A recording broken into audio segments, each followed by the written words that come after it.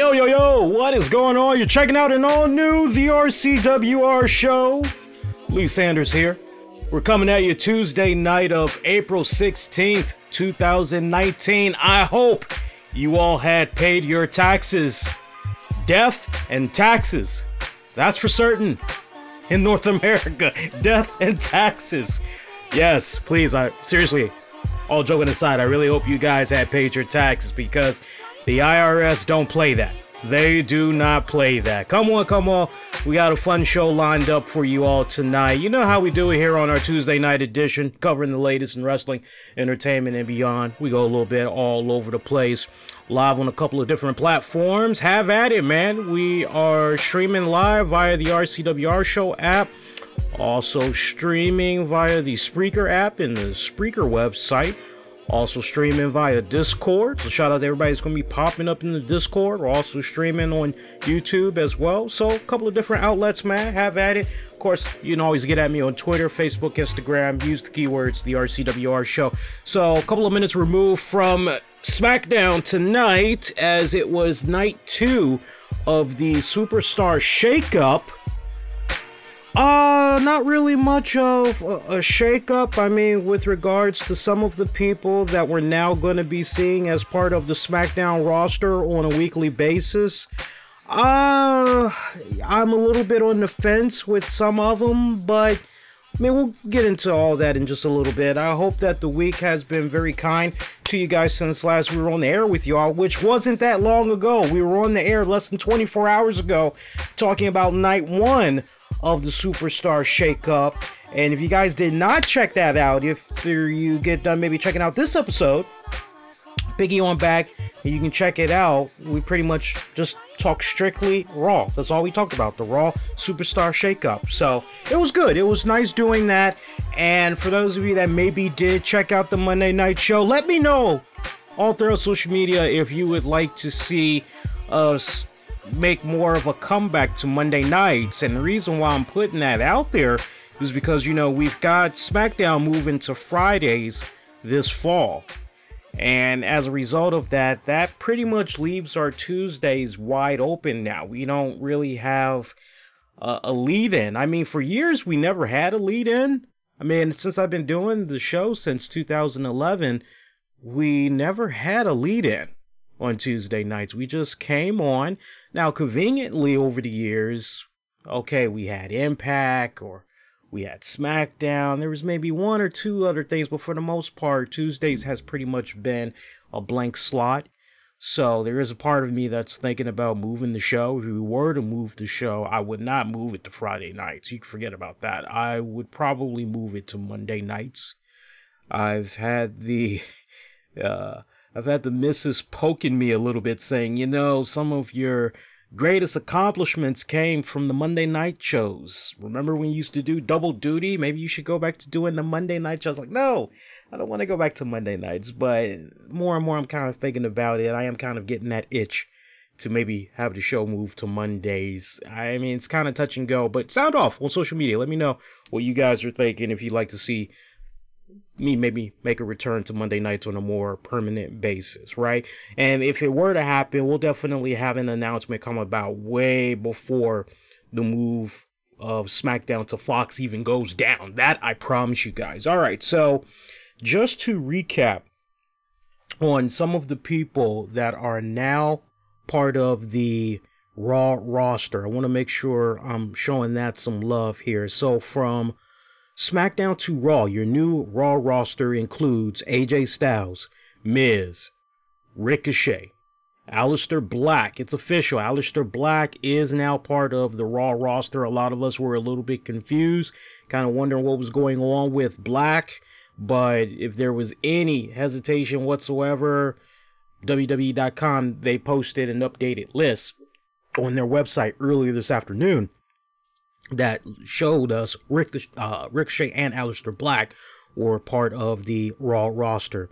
Eric and Ivar, for those of you that's going, who the hell are those guys? That is the Viking Experience. And shout out to those of you that have been making some fantastic funny ass memes all throughout the day, including last night.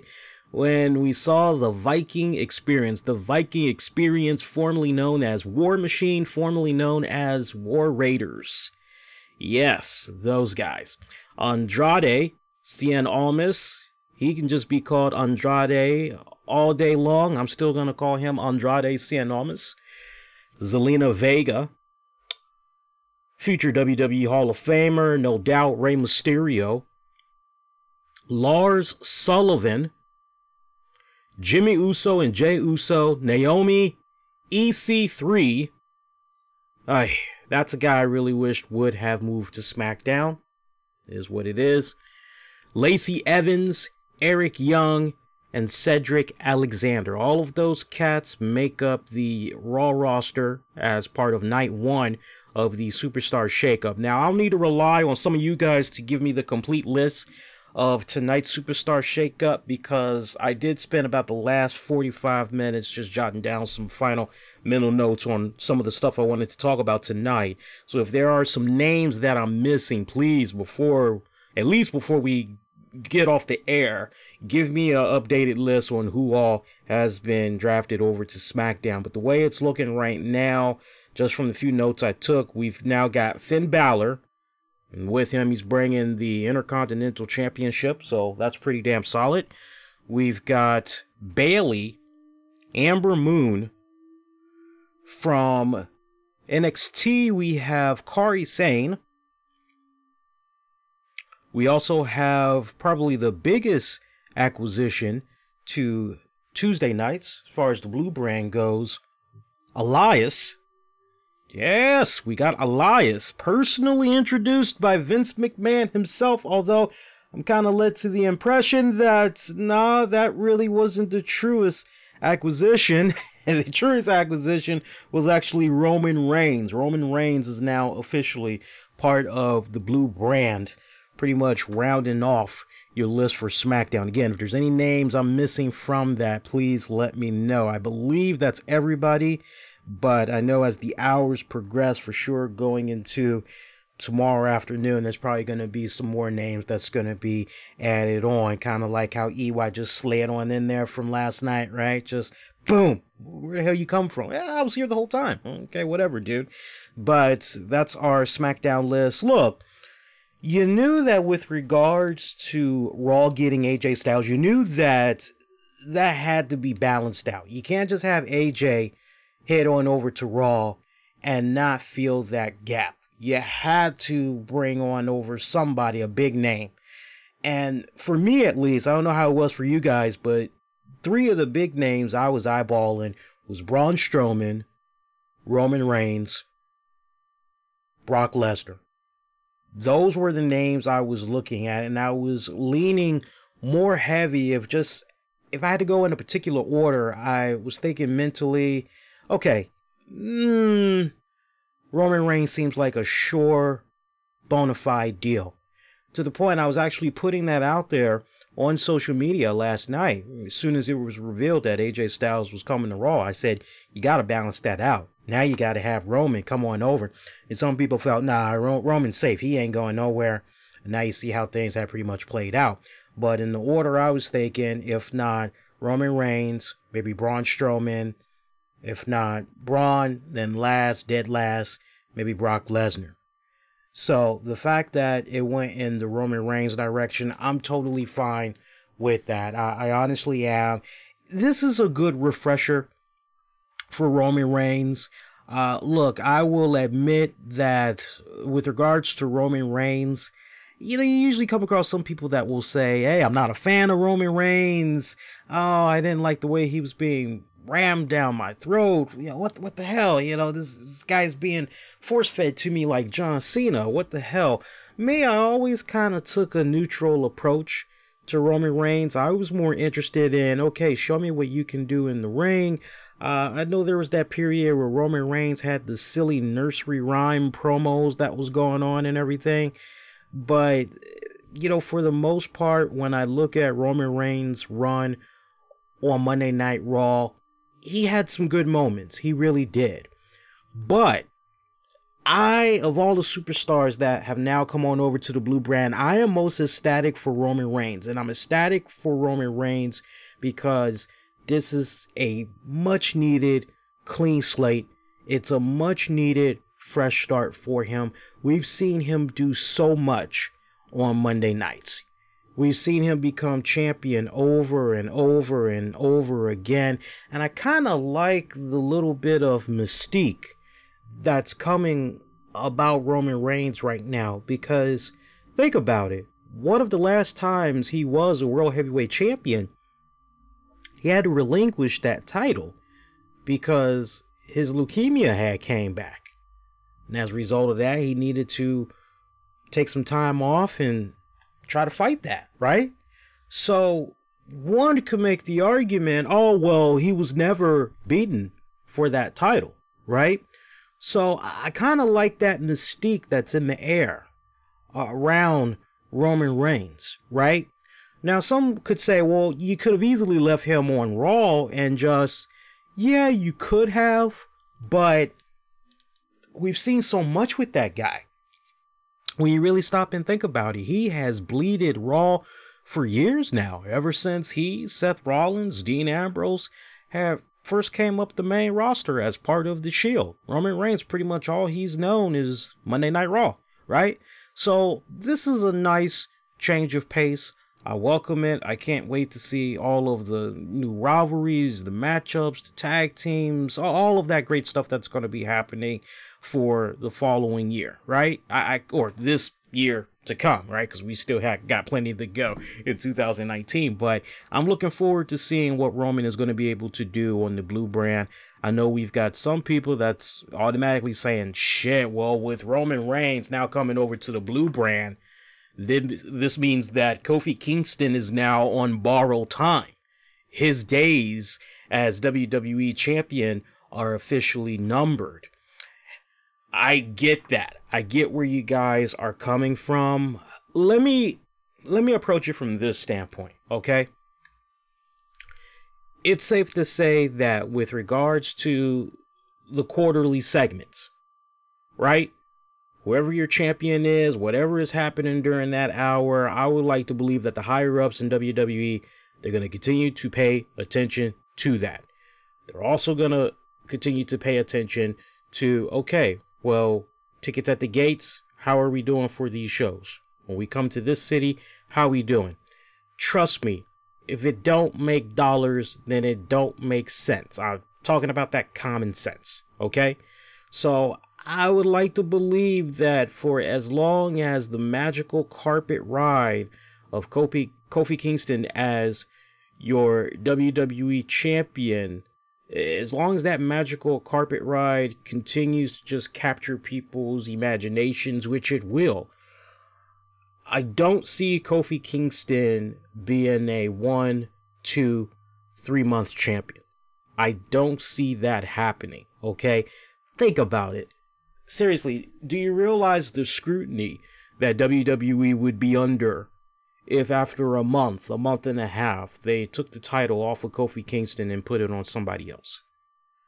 People would be in a uproar. It would almost feel like, okay, look, we pacified you, okay? Now shut the fuck up, right? We gave you your bottle. You kept crying about it for years and years and years. We gave you your moment. All right, now shut up.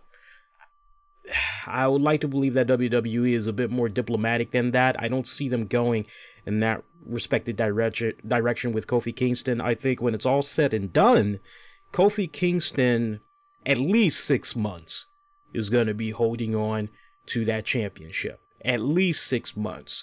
So you got to definitely at least have this man pass through SummerSlam, successful title defense and all that. You got to at least ride him out past that. Okay, so yeah, I'm not seeing him as the transitional champion as some people are kind of led to believe with regards to the whole, oh, he's on borrowed time, Roman Reigns.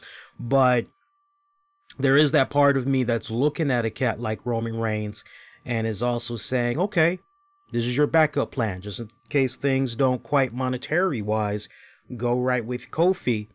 And here's the other thing that we all need to be quick to remind ourselves. Roman Reigns, the grueling schedule that he had, trying to get his shit into remission and everything.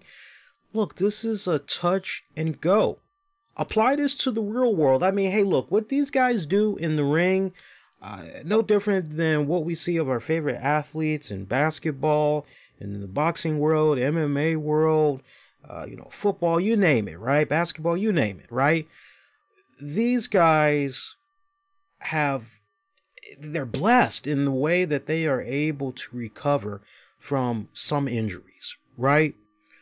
But something like leukemia, like nobody can just, oh my God, my leukemia came back. Holy shit. Oh my God, I got to try to get this in remission. What the hell, man? For some, it's a much longer battle than what Roman Reigns had this go round, okay? And I mention that because when you think about what's been happening with his health and everything, don't think for 1 second, oh, great, we're going to come on back to the goddamn Roman Reigns bandwagon. No, not so fast. Any employer, think about it, you're out with a serious injury or health scare or what have you, work tries to bring you back in slow, do they not?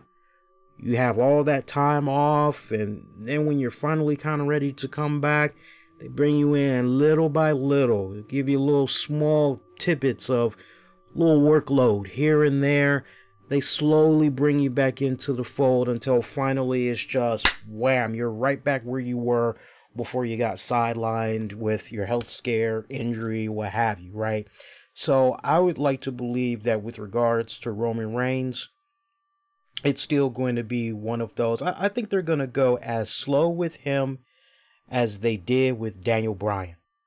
You saw how long it took from the moment Daniel Bryan pretty much got cleared to when he became a WWE champion. Now, some will make the argument, well, it wasn't exactly hot-shotted, but, it wasn't like it took 7 months or something like that for Daniel Bryan from he was cleared to being a champion, but you get the point that I'm making. I don't think they're looking to hotshot Roman Reigns anytime soon, right? Just as much as they're going to continue to take a step back, look at this Kofi Kingston magical carpet ride as a champion, they're also going to be, okay, let's just touch and go with regards to Roman Reigns and how he is with his health and everything, right? And just go from there. So, folks, I know some of y'all like to go on ahead and with a game of chess, you like to look a couple of moves ahead when it comes to your wrestling shows and all that. But this is just a case right here where, honestly, I would just say kick on back and just enjoy the ride for what it's worth. I saw that some people were kind of cringing on the team of Kari Sane teaming up with Asuka. Look, man, look.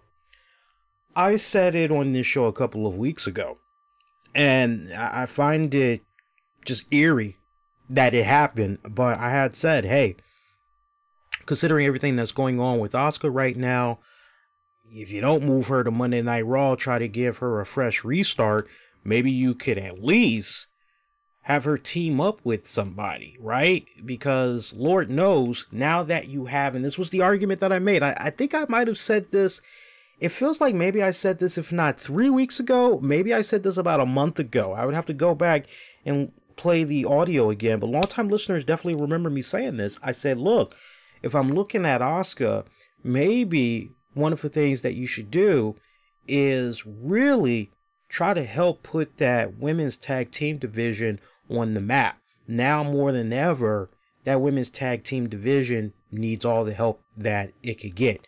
Your tag teams are so limited right now. You need some really damn good women tag teams right now. The men's tag team division, say what you will about the Viking Experience or whatever, right? Say what you will, or the Revival or whatever. But at least there is a men's tag division. Sadly, there isn't really a women's division because there's only but just a very small handful of teams right now. So just as much emphasis that was put on the men's tag division, now you've got to put that same attention on the women's division as well. And not every single tag division needs to be hokey dokey and all that other bullshit. My whole argument was put some legit serious threats out there of a tag team. And I actually had said, why not pair Asuka with a Kari Sane? Why not do that? So to see that these two are now going to be teaming up, and they're being managed by Paige, of all people. They're being managed by Paige. Now look, how about that? You go back just a couple of months ago when the Authority said that they were taking back over the shows, right? That they were done with GMs and all that other stuff. And so many people were just bent out of shape going, well, what the hell does this mean for Paige? What's going to be happening with Paige? Oh my God, Paige. I got to see Paige. What the hell? And I didn't bite into that. Did you see me put a tweet out there saying, oh my God, what about Paige? No. You see me saying that shit on the show? You see me say that shit anywhere on social media? No. My whole thing was they will find something for Paige to do. They've got their contract with Paige and everything. She's a pretty little face, right? She's got that whole movie and everything. No, they are not just going to let her wander off behind the scenes or whatever. They're going to continue to try to figure out some type of way to utilize her. Just wait and see. And honestly, I've been saying off and on ever since she had the injury, make her a manager. Let her be a manager, right? And so to see her embark on this next TV project and being the manager of Asuka and Kari Sane, I'm down with that. Especially if it's in such a way where Paige is doing most of the talking for her girls. I mean, quite honestly, you think back to when Paige, what was the stable that she had going on? What was it? Absolution or whatever? Mandy Rose and Sonya Deville. I thought Paige held it down pretty good with those girls, really steering the ship and everything, pretty much like how Ruby Riott does things in the Riott Squad. I liked how Paige was just slowly, and you can see that Mandy and Sonya, that they were really sponging off of Paige in a very good way, in the most positive way. Do I mean that, right? And you see where they are now thanks to working with her, right? So my confidence in Paige pretty much bringing that same type of magic, if you want to call it that, to Kari and Asuka. All right, well, let's see what happens, is my whole approach. Some people may still kind of crap on this now that I've laid everything out, but when it's all said and done, this is all I have to say to people. Let's see what happens in the next 60 to 90 days. By then, we'll have a nice, good, bite-sized sample on what this whole alliance is about. We'll be able to look at the good, the bad, all that. Are we both in agreement? All of us. Are we in agreement that with regards to Asuka and Kari Sane? And I can understand people cringing because, oh my God, two people whose English is very limited. What the fuck, man? Right? Yes, but you know what? You can mask it. Look, I've been saying for years, WWE, with some of these talents that speak their native language and their English is broken, pull a New Japan Pro Wrestling or a Ring of Honor, let them talk their native language, give us the English caption on the screen. No problem. But WWE is not really interested in going in that direction. Not unless maybe it's a Mae Young Classic or something of that nature on the network, then they will do that. But when it comes to their main flagship shows, you can pretty much forget about it. So we pretty much have the next best thing, which is Paige pretty much being a mouthpiece for these girls. I'll take it. I'll take it. Especially if the end game is to ultimately help the women's tag division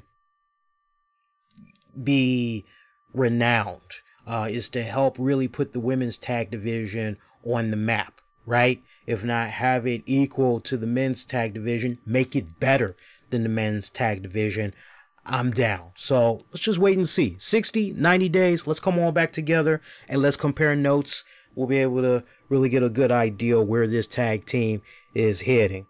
Amber Moon to SmackDown. I mean, look, she's got a great look, but other than the contacts, the fiery hair, the entrance, and all that other stuff, there is just something that is missing with Amber Moon. I can't quite put my finger on it. There's something that is just, okay, that next level. You feel where I'm coming from? I don't know what it is. That's somebody I've been eyeballing for a good minute now. I remember her during her days as Athena. God, and she was tearing it up on the independents as Athena. I remember when I had first began the show, as far as, because once in a blue moon I'll get asked this question, which is, Lee, is there anybody you've always wanted to have on your show to pick their brain and all that? And I always felt that Athena would be somebody to really, you know what, this would be an insightful conversation. She is one that I tried to have on the show repeatedly over the years, long before she had came to the WWE. But for some respected reason, things just never quite worked out with the scheduling. Was never able to get her on the show.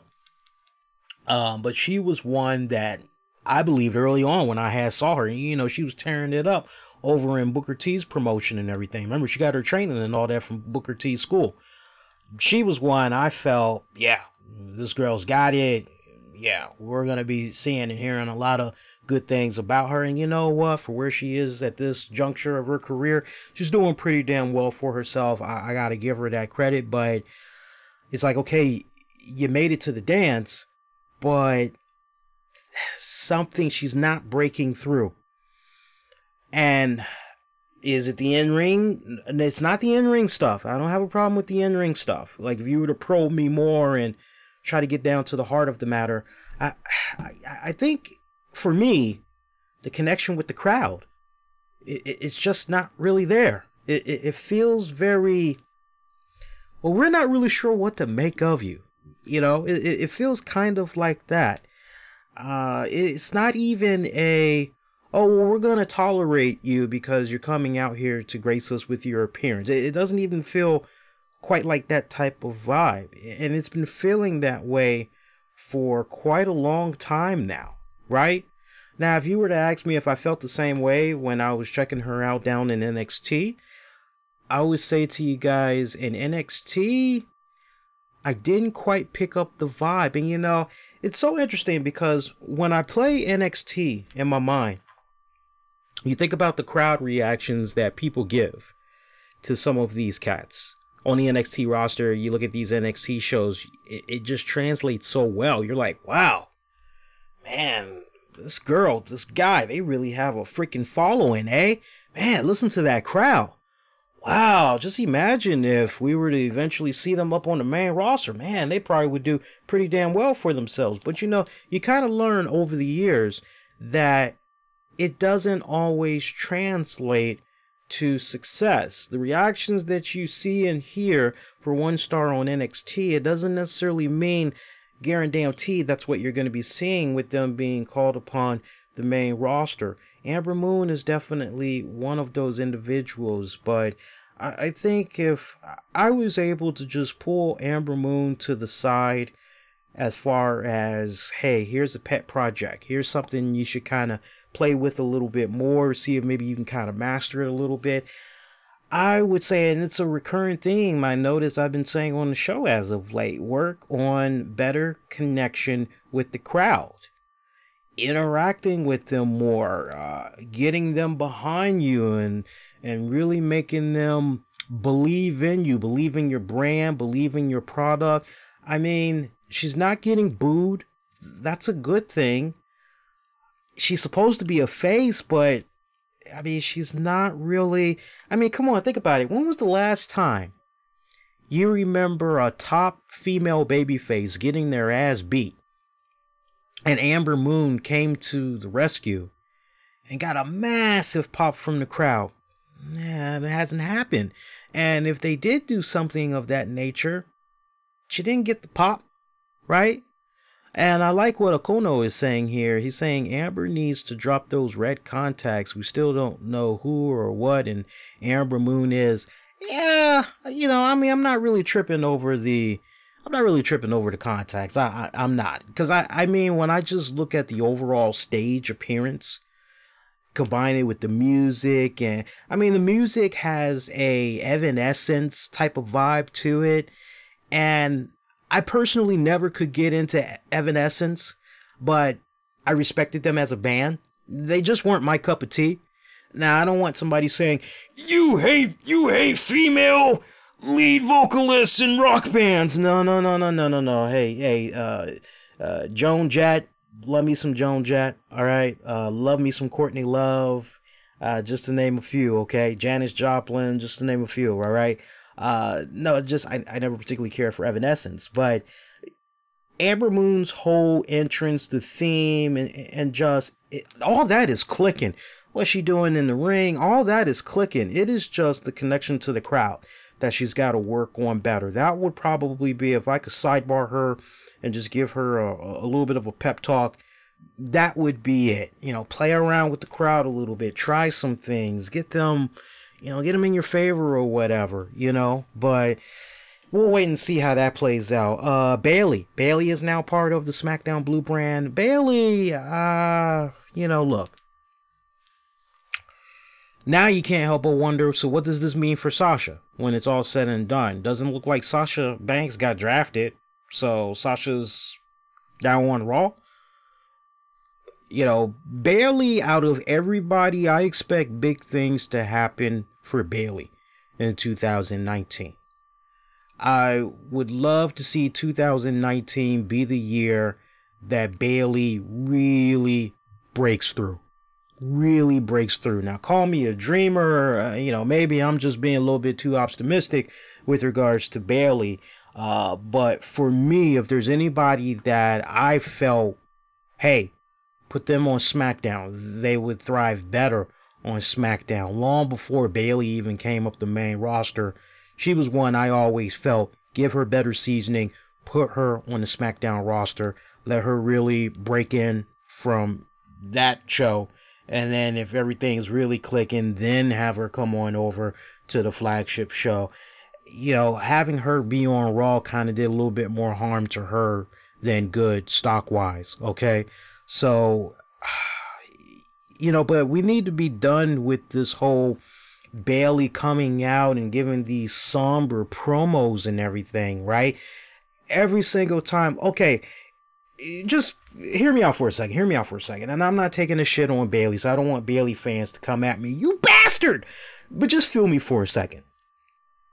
You got drafted over to SmackDown, right?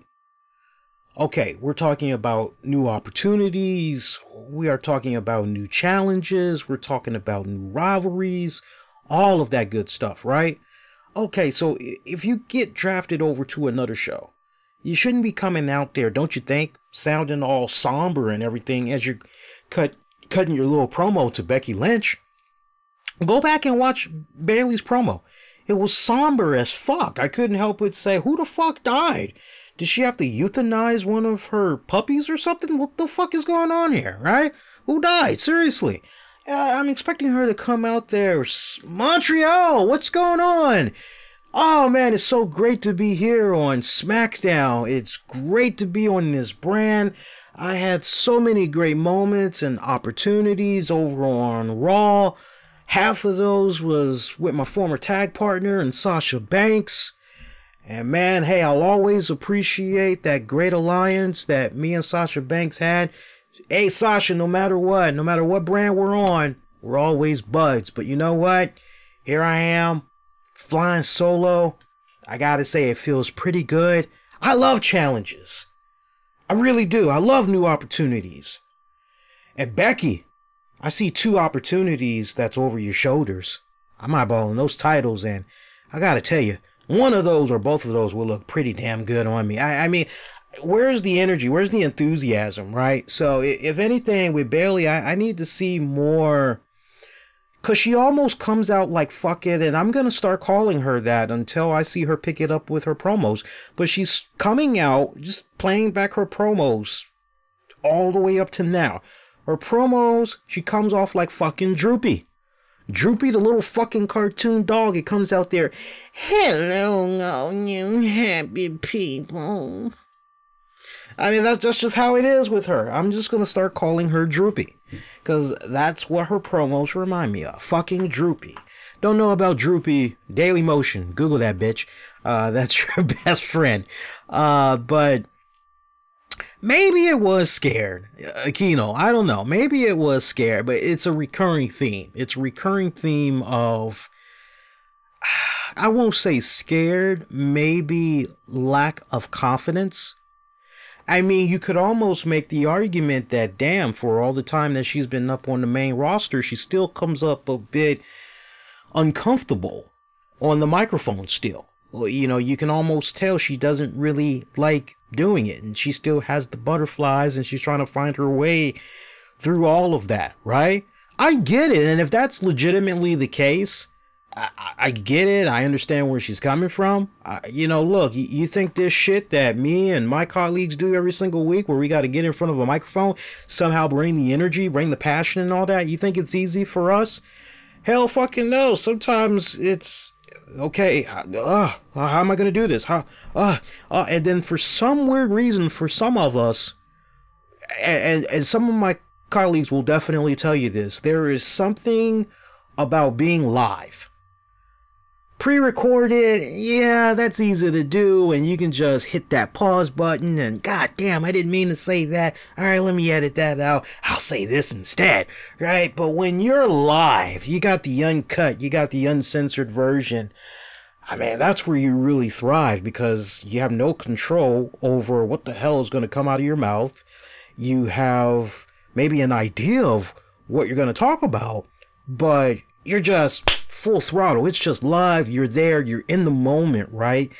So I can understand it if Bayley still has a little bit of butterflies. I'd like to imagine that's something that is teachable. That's something that is coachable and manageable. But I gotta see her get past this droopy persona that she has. Otherwise, as far as those big things happening for her on the SmackDown brand, it ain't going to be happening. But as it stands right now, I'm optimistic that she's definitely going to be able to do some stuff on the Blue brand. I see nothing but big things happening for her. So, I mean, as far as who really I think is going to be shining the most for the Blue brand, definitely Elias. For sure, Elias. Bayley. Finn Balor. Now, if ever a guy to slide on back in there as a WWE champion, Finn Balor is your guy. Think about it. Just a great matchup that he and Kofi Kingston would have. That would be phenomenal. And if I dare say so myself, hey, WWE, you're thinking about what you're going to do at SummerSlam? Finn Balor, Kofi Kingston for the WWE Championship one-on-one. You're welcome. I think that would be, without a shadow of doubt, a 4.5 out of a 5-star matchup. Hands down. Okay? Do you have Finn Balor go over? I'll leave that up for you all to debate. But if WWE is already thinking ahead to SummerSlam, that's a match I would strongly consider for down the road. See, what else? I think that's pretty much it, right? We covered pretty much everybody that got called up to SmackDown, right? Just to recap once again, we had Finn Balor, Bayley, Amber Moon, Kari Sane, Elias, Roman Reigns. Hopefully I'm not forgetting anybody else. If I am, I'm gonna need for you guys to let me know. So, other than that, and we're not gonna talk about the Raw Superstar Shakeup, not from the standpoint that you think of. We already talked about it last night, pretty much dedicated a whole episode to that bad boy. But just how we put the same emphasis on who could probably thrive the most from SmackDown, as far as who's probably going to be able to thrive the most from Monday Night Raw, just looking at the list right here, I mean, AJ Styles, that's a foregone conclusion. That's definitely a foregone conclusion. Lars Sullivan, the way he's being booked right now, I see nothing but good things happening for him. I'm still pretty high on him, and puts a smile on my face too. Had seen his stuff down in NXT, so yeah, it sucks that everybody else is so caught up on. Yeah, you know, the first couple of times it's harmless and it's innocent when you say, "Oh, he kind of looks like Gene Snitsky." It's like, okay, yeah, see the resemblance, no problem. you know, but to see the continued, oh, Gene Snitsky, it's like, you know, the guy, Lars Sullivan, is so much more than a dude that is just going to punt the shit out of a baby into a crowd.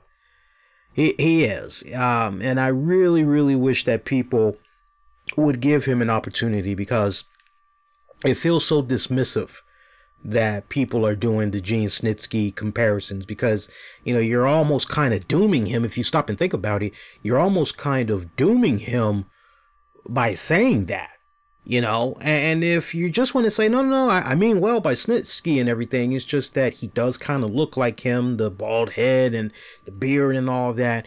Okay, all right, you know, I'll give that to you, but I don't know, it just seems like it's been a recurring theme with a lot of the stuff I've been seeing in forums and all that. Everybody just, Gene Snitsky 2.0, Gene Snitsky 2.0, and it's like, you know, I think it's silly.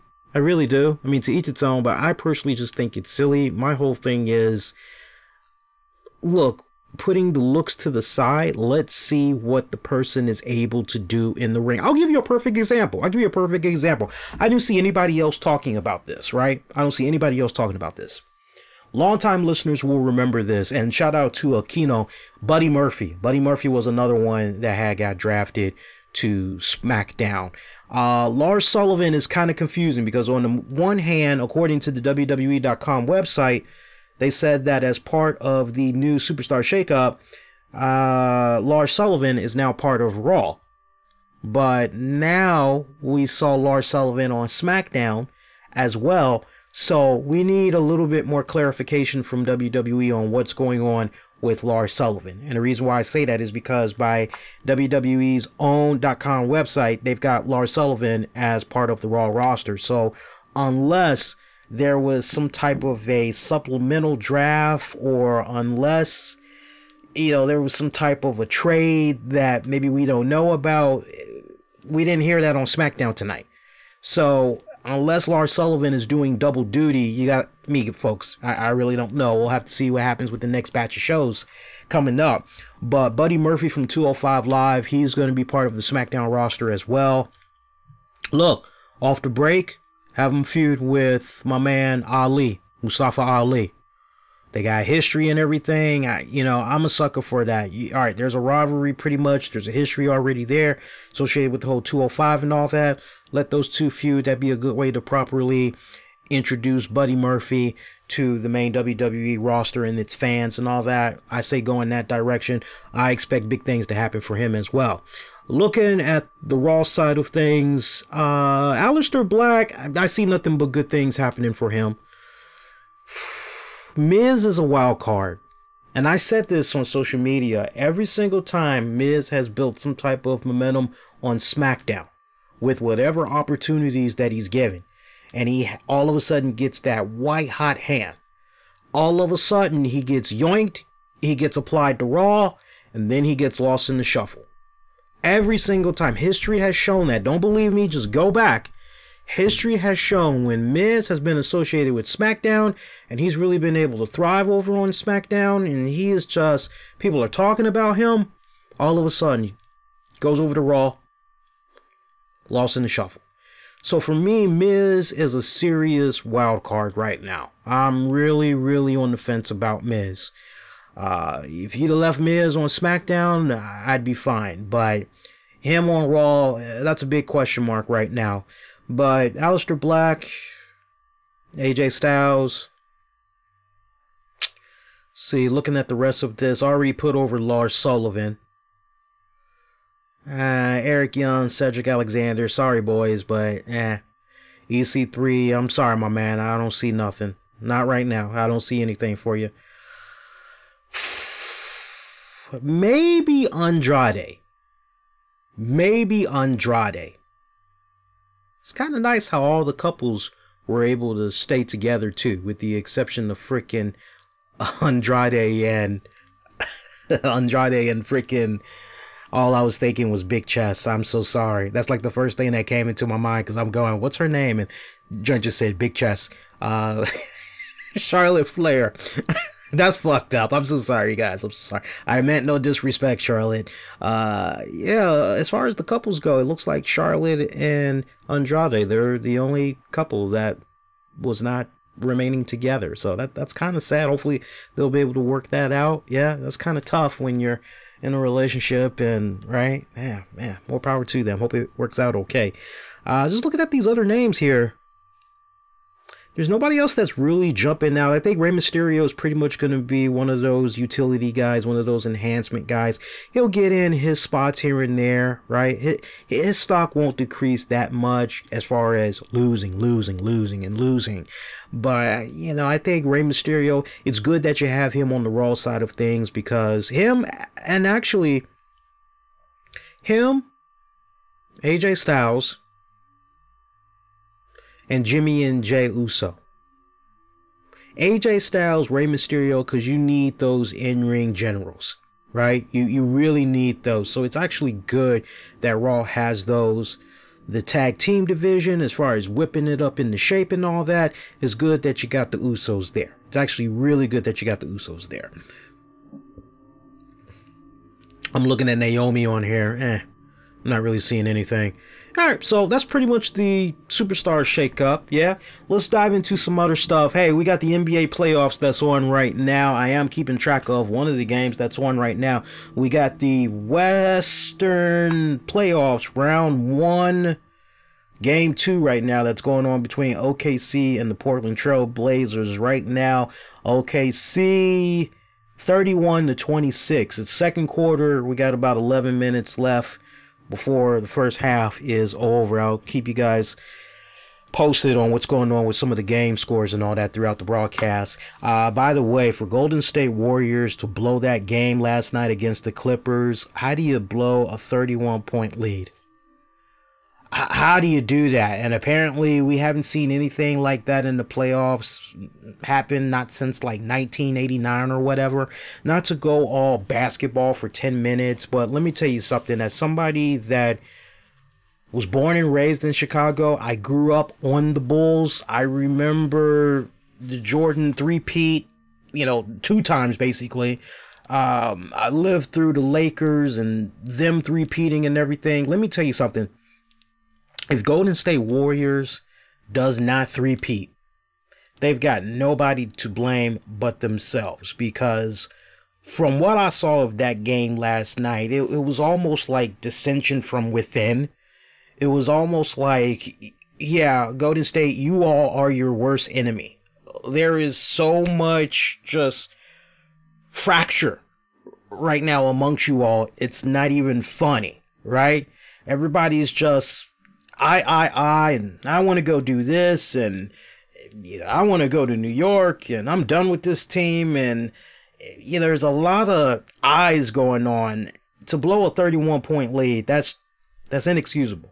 So if they are not able to three-peat, they got nobody to blame but themselves. That injury that went down with Boogie, does it hurt them? It does. But I don't think it's in the way that it's being blown up. Next man up. That's how Golden State has always been. Next man up. And it just seems like, okay, all right, pick up the pieces. Let's go. Let's go. But if they don't three-peat this go round, they got nobody to blame but themselves. So we'll see how they're able to rebound in the next game. We'll see how they're able to do that. All right, let's talk some more headlines here, okay? Let's see. Oh, hey, by the way, shout out to some of our Patreon members.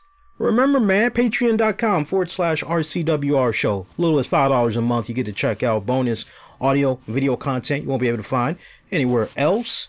$5 a month, you can't beat that. Right now, we got about over, my God, I think we probably got over 80 to 100 hours of audio and video content already. So you can't beat that. Patreon.com/RCWR Show. We just put out a really solid episode of 30 with Lee, myself and the lovely Tammy, and we had reviewed from 1975 Brennigan starring John Wayne, and it was a really great back and forth. We went in so many different directions as we were reviewing the movie. It was really a great listen. I definitely recommend you guys go out of your way and check that out.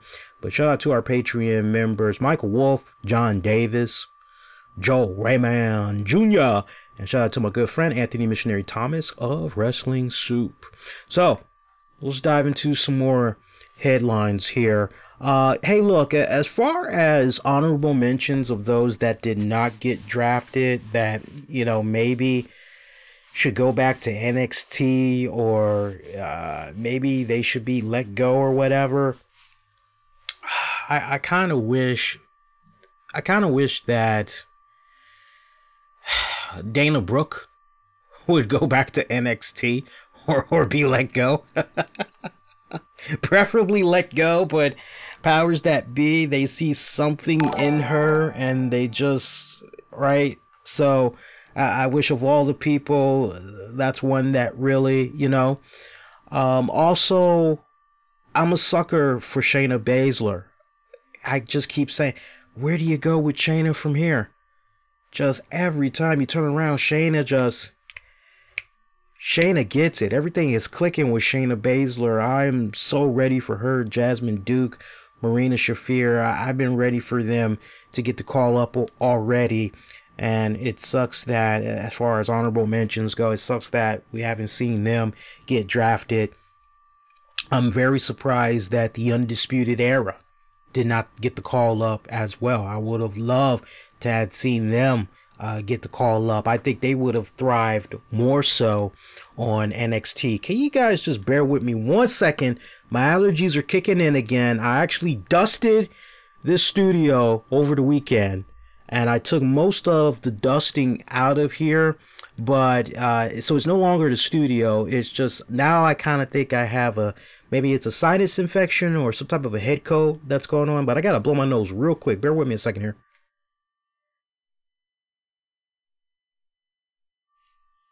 Okay, that's good.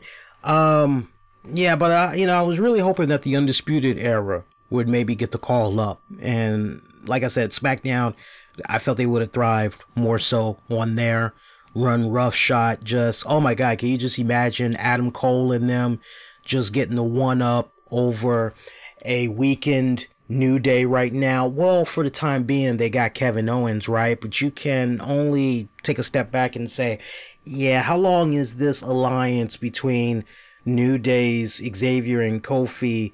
How long is that alliance with Kevin Owens going to last before Kevin Owens eventually puts that dagger in the back?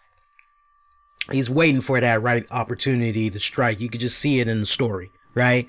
All right, we'll see how this plays out. But man, to had seen Undisputed, oh my God, if you really want to send people, oh my God, to have SmackDown in tonight, maybe with a tag match, right?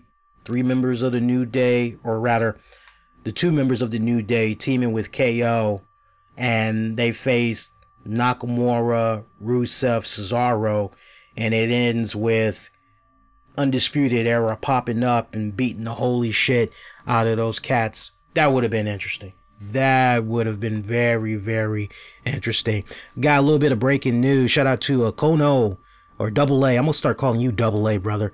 Mickie James, Liv Morgan, Apollo Crews, and Chad Gable are now on SmackDown. Thank God they separated Gable from Bobby Roode, but they still kind of fucked that up. It should actually be Gable on Raw and Roode on SmackDown. They kind of messed that up. They need to flip that, right? But, I mean, hey, that's good. Mickie James on SmackDown. Mickie James on SmackDown. That's actually good. That's actually good. I actually don't mind that. Oh my God, MILF does a body good. I love me some Mickie James. So I'm already just picturing her and Charlotte, her and Becky Lynch. Yeah, that would be pretty good. That would be pretty damn good. Maybe she could also do a little bit of helping with Asuka and Kari Sane, breaking them in a little bit. She can also loan that veteran experience to Sonya Deville, Mandy Rose. So that's actually pretty good, right? Because when you go on over to the Raw side of things, pretty much it's Natty, right? Natty is the female in-ring veteran, right? So now you got Mickie James. That's good. That's good that the way it had played out. But now, home in here, Liv Morgan is now on SmackDown. So you've basically broken up the Riot Squad. So that now means you have Ruby Riott and Sarah Logan over on Raw. So unless Ruby Riott and Sarah Logan are going to recruit a third member, right? And just going back, let me look here. Does Ruby Riott and Sarah Logan, do they maybe recruit Zelina Vega? I mean, she would be a good replacement for Liv Morgan, right? She would be good. Kind of something to think about, because I'm just thinking about all the other females that's on the roster right now. Yeah, she would kind of slide in there pretty good. Unless you have Ruby Riott and Sarah Logan break up. And see, that's the thing. You can't break them up. You know why you can't break them up? Because Sarah Logan, as far as somebody, you're hanging them out to dry and they're kind of like the weakest link. Sarah Logan. So unless you have Sarah Logan head on over to the Viking Experience, it's the only thing that kind of makes sense to me. You acknowledge her relationship with Raymond Rowe, the guy that used to be known as Raymond Rowe of the Viking Experience, unless you acknowledge their marriage and all that, and she slides on in that way. It's kind of an interesting dilemma that you got going on there, right? And you could definitely make the argument that without Ruby Riott, well, Liv has stepped up. Liv has stepped her game up, so you got to give her a lot of props. I think she will do just fine as a solo act. We know Ruby Riott would do just fine as a solo act, but it's really Sarah Logan that we're kind of on the fence about. And if we are going to say we have legit concerns over, it's definitely her. So the only time we'll tell what's going on with that. Apollo Crews to SmackDown. He might do okay. He might do okay on SmackDown as well. Time will tell.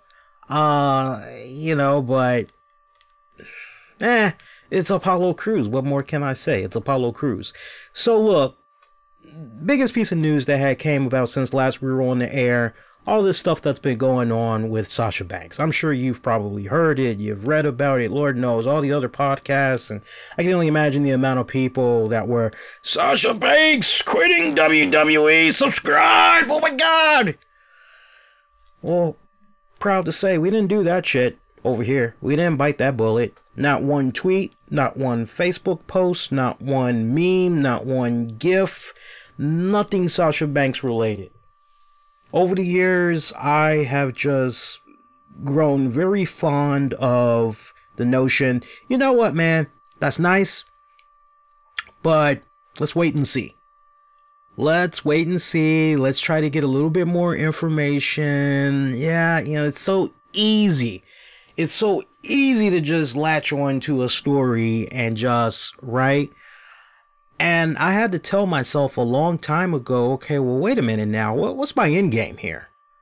Am I about the clicks? Am I about the quality and the content? You know, you know, and I care greatly about the quality of the content. I care about the execution of the content. You know, I don't care about quantity. Quantity doesn't mean shit to me if the shit's inaccurate, right? So to see everybody that think they have this story and it's like, no, it's not quite the way you're making it out there. Sorry about that. Okay. So look, you got this story that's being put out there. I'm going to try to make sense out of all of this crap. Okay.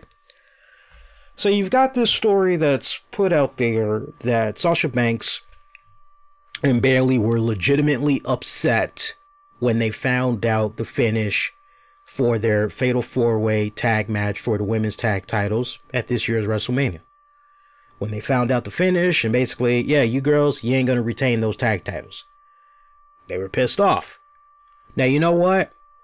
I do not doubt that one fucking second. And the only reason why I do not doubt that for 1 second is because I can remember the numerous interviews. Sasha Banks alone how passionately she felt about, hey, man, it would be so great if we could bring back the women's tag division, you know, bring it back to the heights of its glory days, but make it even better. Oh, it'd be great to see women's tag titles come back into the picture. I think the timing is right now, considering what's going on with this WWE Women's Revolution that we're in, right? She was the main catalyst, right? Now, some could make the argument, hey, this was WWE putting this shit in her ears and telling her to broadcast that, pretty much breadcrumbs for everybody to pick up and riding all the way until, boom, the unveiling of those titles and everything, right?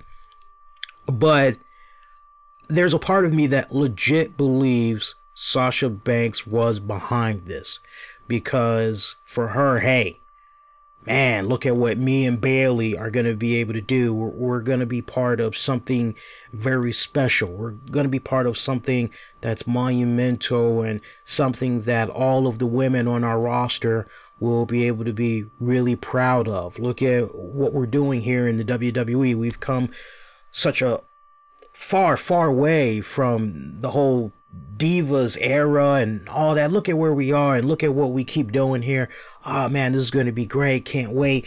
She also talked about how, hey, you know, if we were able to get those titles, oh, it'd be great to put prestige into those titles, because we'd like to be fighting champions. We'd like to go all over the place, defend those titles. And you kind of saw a little bit of that when they did have the tag titles and they were running over to NXT, kind of teasing, hey, we'll face a team here. Who you got? Who's your best? And you're going, hey, brand awareness, marketing.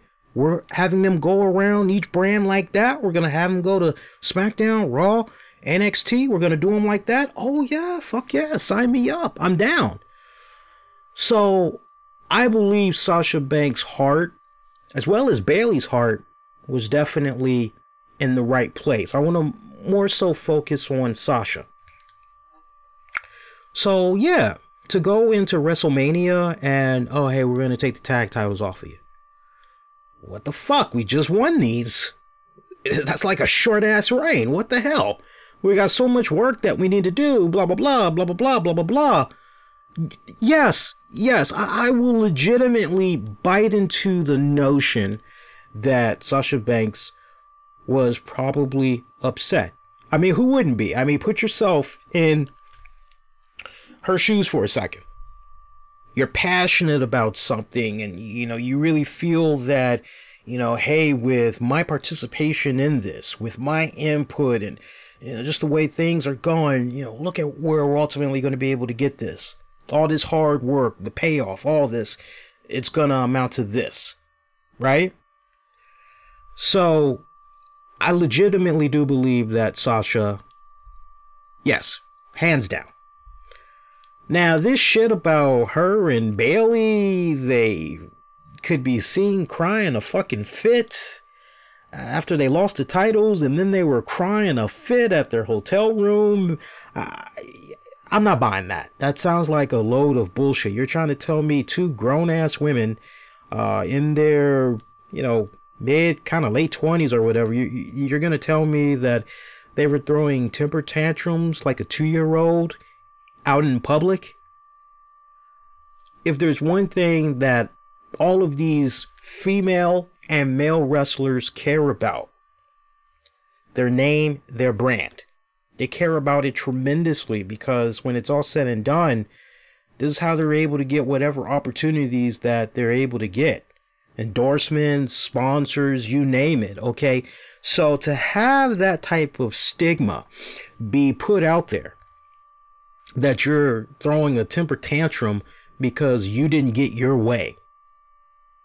You know how juvenile that sounds? You know how ridiculous that sounds?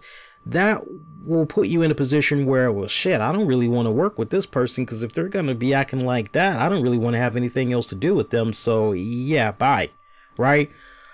You got your Ryan Satins and other people. Oh, multiple sources, not connected to each other, all told me the same thing. Look, I know the game. I know how people spin it. People fluff this type of stuff up all the time. So, you know, maybe, I'm not calling them liars. Maybe legitimately they were given this information, but I wouldn't be surprised if the Ryan Satins in them were given this information because it was a case of, hey man, we need to have people talking. Yeah, how are we gonna have people talk about this wrestler this week? What we got? What can we spin? Hey, I got an idea. How about, oh yeah, okay. Yeah, you got your connection in Ryan Satin, right? Okay, alright, well, put this out there. That'll get people talking. We know he's got the platform and he's got the following. People will, yeah, go ahead. Yeah, spin that to him. He'll broadcast it and yeah, that'll work. That'll get him talking. So I wouldn't be surprised if it was a case of, see, that's the thing. Some of these Ryan Satins, they got to be a little bit smarter when they're reporting this stuff, right? There needs to be a big ass asterisk with the title. Take this with a grain of salt, right? But according to my sources, blah, blah, blah. And I should note, this sounds like a crock of shit, but this is what I'm being told. You all take it as it is. Face value, whatever. You think it's bullshit, that's at your own discretion. I'm just telling you what I've heard, right? You know, and I say that because these people, some of these cats, they just don't realize the position that they have truly and the amount of fans that they have in the palm of their hands that flock to them for accurate information. So you hear stuff like that, well, Ryan Satin or this person, you know, well, if they said it, it's got to be the truth. It's got to be the gospel, right? So now you got this case where Sasha Banks, you know, she's on this trip with her fiance. And look, you know, if she really did have problems with WWE booking, things of that nature, I don't think it's a case where, you know, well, I quit and blah this, blah that. I think this vacation was already planned out ahead of time. Correct me if I'm wrong. She's down in the Dominican Republic or something like that with her husband, who's a seamstress. I hate to call him a seamstress, but that's exactly what he is for the WWE. Half the damn time he's designing her stuff and all that she wears out to the ring and all that. So I would like to believe that this vacation was always planned, right? And we've got people that say, oh my God, she's not following the WWE. Oh my God, she's following AEW and Cody Rhodes and blah this and blah that. Hey, man,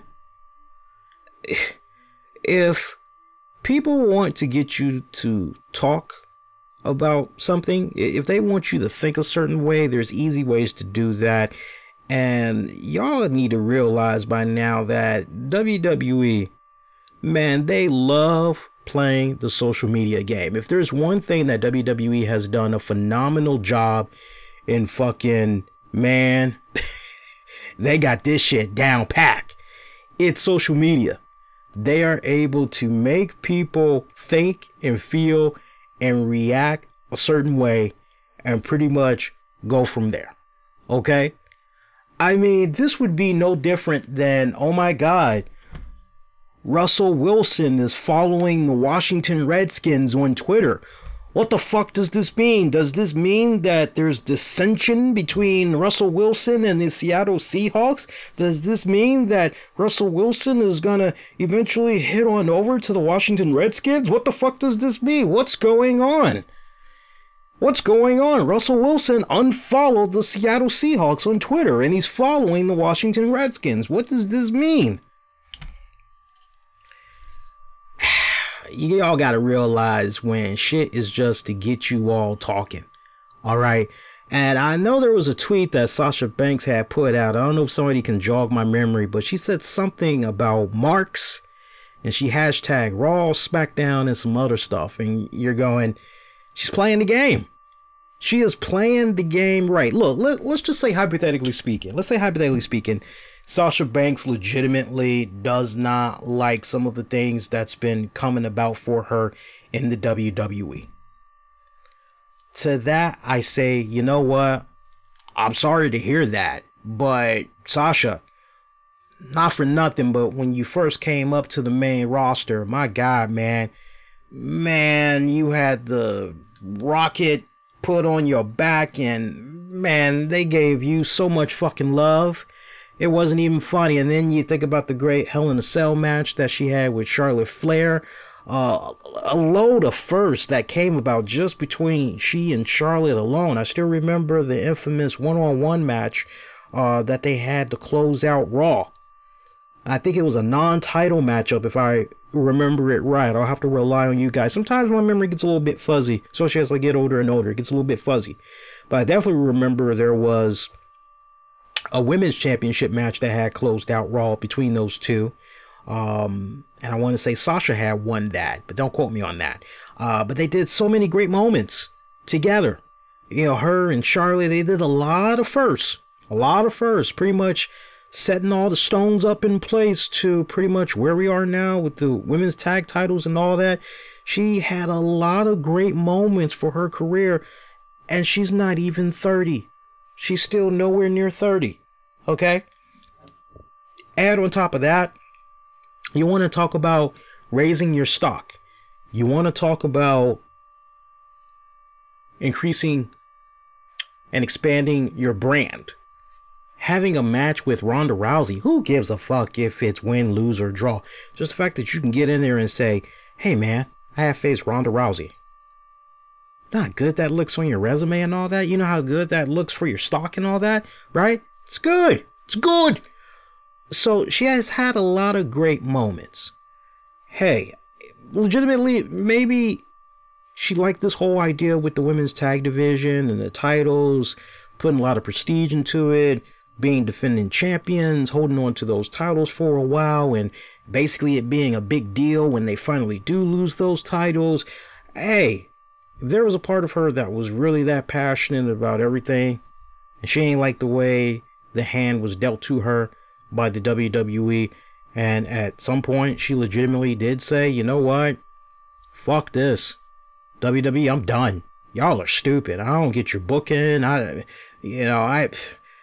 see right now I can't do the type of change I'd like to do here. Maybe I'd be better going elsewhere. If she legitimately went in that direction, more power to her. More power to her. But when you get down to the heart of the matter, she signed a deal with the WWE. She did re-up her contract. It's not as long as the reports are putting out there. It's not as long as some of the other cats have it, 5 years or whatever. Maybe it's like a up to 3-year deal or something like that. Ain't no way in hell WWE is just going to let her ass go. Ain't no way in hell. You can forget about that. They could just make her fucking head spin ridiculously. Just loophole. God, they could fuck her over so bad. You want out of your contract? Okay, well, you're going to have to pay up this. You're not going to be able to wrestle for any other promotion for X amount of time. I mean, they could make it so ugly for her, it's not even funny. And you got AEW. You got Cody Rhodes, you know the infamous GIF. You never get tired of it. You know the infamous GIF, right? So you don't think that they would be trying to do everything in their power to add as much arsenal as humanly possible to their roster? I was talking to a buddy of mine the other day with regards to AEW and everything. And he said, you know, man, if you just take away the logo and you just look at the roster, dude, you wouldn't even know if it was AEW. I say, yeah, that's a very good point. He's like, you wouldn't think the WWE, but you definitely would not think AEW. Just looking at the way that they got the roster built up now. And that says something as far as the quality and talent that they have. So, I mean, look. Sasha Banks, just enjoy your vacation, honey. Just seriously, enjoy your vacation. Well deserved for all the stuff that you've done. And just go from there. I do think legitimately there might have been some concerns with how she and Bayley was being booked. But, you know, if she legitimately did threaten to quit, she has my respect because, hey, you know, you see a lot of these cats, they're always complaining, but it's okay. Well, if you don't like what's going on, put your money where your mouth is. Roll out. Nobody's forcing you to stay. Roll out. Yeah, they could be a dick and they can make it kind of difficult for you to leave and everything, but hey, if that's how you're really feeling, stand up for yourself. Believe in yourself, right? Stand true, stand tall. So, but I'm not really buying too much into this. I'm not. I think when it's all said and done, after a couple of more weeks pass, I think whatever discrepancies is going on, I think everything will be smoothed out, you know. But all these reports that's being put out there, boys and girls, I want you all to continue doing how I've been telling you guys for the longest time. Take everything that you see in here with a grain of salt. That's really the way that you need to be doing it, okay? Always challenge what you're seeing and hearing. Never take what you're seeing and hearing at face value. Try to look at it from as many angles as humanly possible, but never look at what you're being presented with at 100% face value. Always remember that. Now, my thoughts, my prayers for a speedy recovery to Nia Jax. I told you guys I was going to get into this on Tuesday night, and I had to get a little bit of a refresher from the family, because one of my family members, my future mother-in-law, she actually had got the same type of surgery. So Nia Jax, as you all probably know by now, she's out. Homegirl's going to be out for at least 9, maybe 10 months. She is getting ACL reconstruction replacement surgery on both her knees, on both her ACLs. Both of them bitches blew out. All right, so she is out. You hear that, you just go, what the flying fuck? Okay? And I got to keep this real for a second. Okay, look.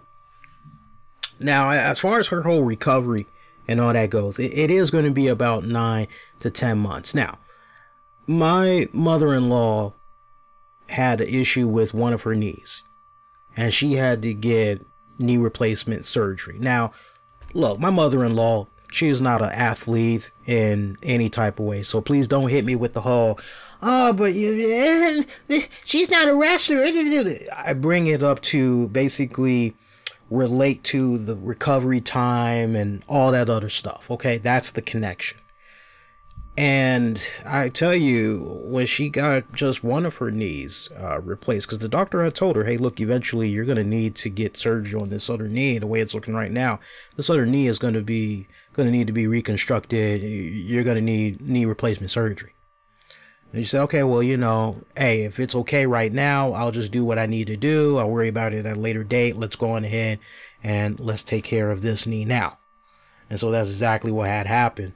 And, you know, it was definitely a bit, what's the word I want to use? I think the right word that I want to use is not really stressful, but it was tense.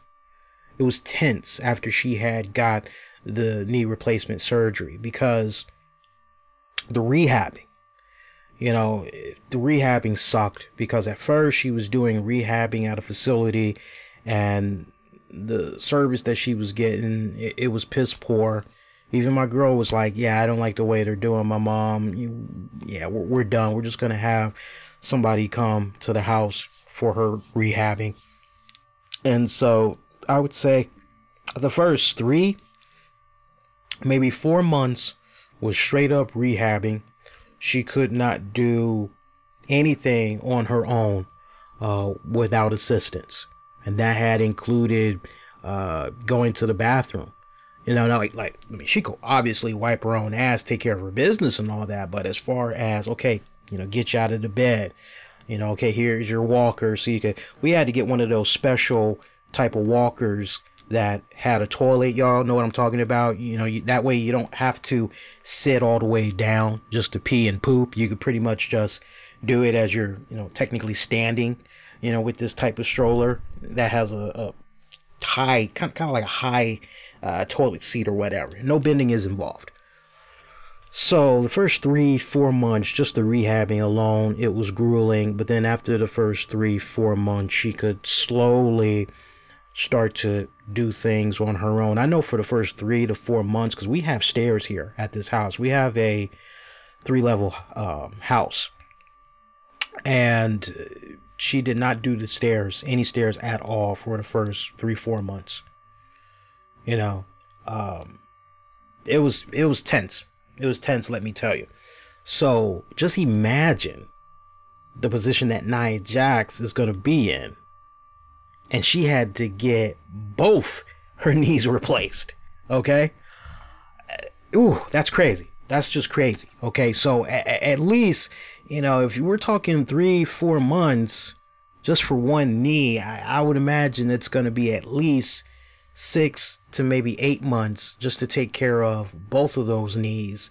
It's very well possible we may not see her for a full year. Okay. Now, I know that in the past, people have picked on Nia Jax because of her weight. And I'm not going to repeat some of the things that have been said about Nia Jax, but let me tell you something. And I really hope that somebody connected to WWE, because from time to time, legit, no bullshit, we got people, because that's how long I've been on the air. There are legit people that I know of that at some point have checked out my show, and either they didn't like some of the things that I had said, or, you know, maybe from channel up or channel down, heard it through the grapevine. I'll hear a little something that way, but I hope Nia Jax gets to hear this from one person that is a big dude to another. Okay, I have my own health problems. Everybody knows, is well documented on here. I've been having type 2 diabetes. I was diagnosed with it about 2 years ago, and every day it's a challenge for me. You know, my weight fluctuates. You know, just when I think I'm starting to get the hang of eating right and all this other shit, it's like my shit gets whacked, right? It feels like I'm at a point where I'm finally getting better at grasping my diabetes. It feels like I'm finally starting to eat smarter and paying attention to my portions and things of that nature. So, I mean, take for instance, just a couple of months ago, I weighed 270. Now I'm down to 245. Okay, so you know, it's kind of like trial and error for me. You know, ever since I've been diagnosed, had my doctor yelling at me, your A1C, it's too high. It's like, what the hell are you doing, right? I finally get a good report a month and a half ago. All right, hey man, you're doing fantastic. Whatever you're doing, keep it up, because the lowest says we double checked my blood and everything. Now I'm at a 7.2, highest I've been under him with Kaiser Permanente, by the way. Great staff, great doctors. Since I've been diagnosed with him, the highest I was at was probably a 9.1. So to go from a 9.1 and now I'm at like a 7.2, that's pretty good. Okay, so it's trial and error. But from one big person to another, Nia, the people that are saying the stuff about your weight and all that, this is something that I kind of want for you to have in the back of your mind.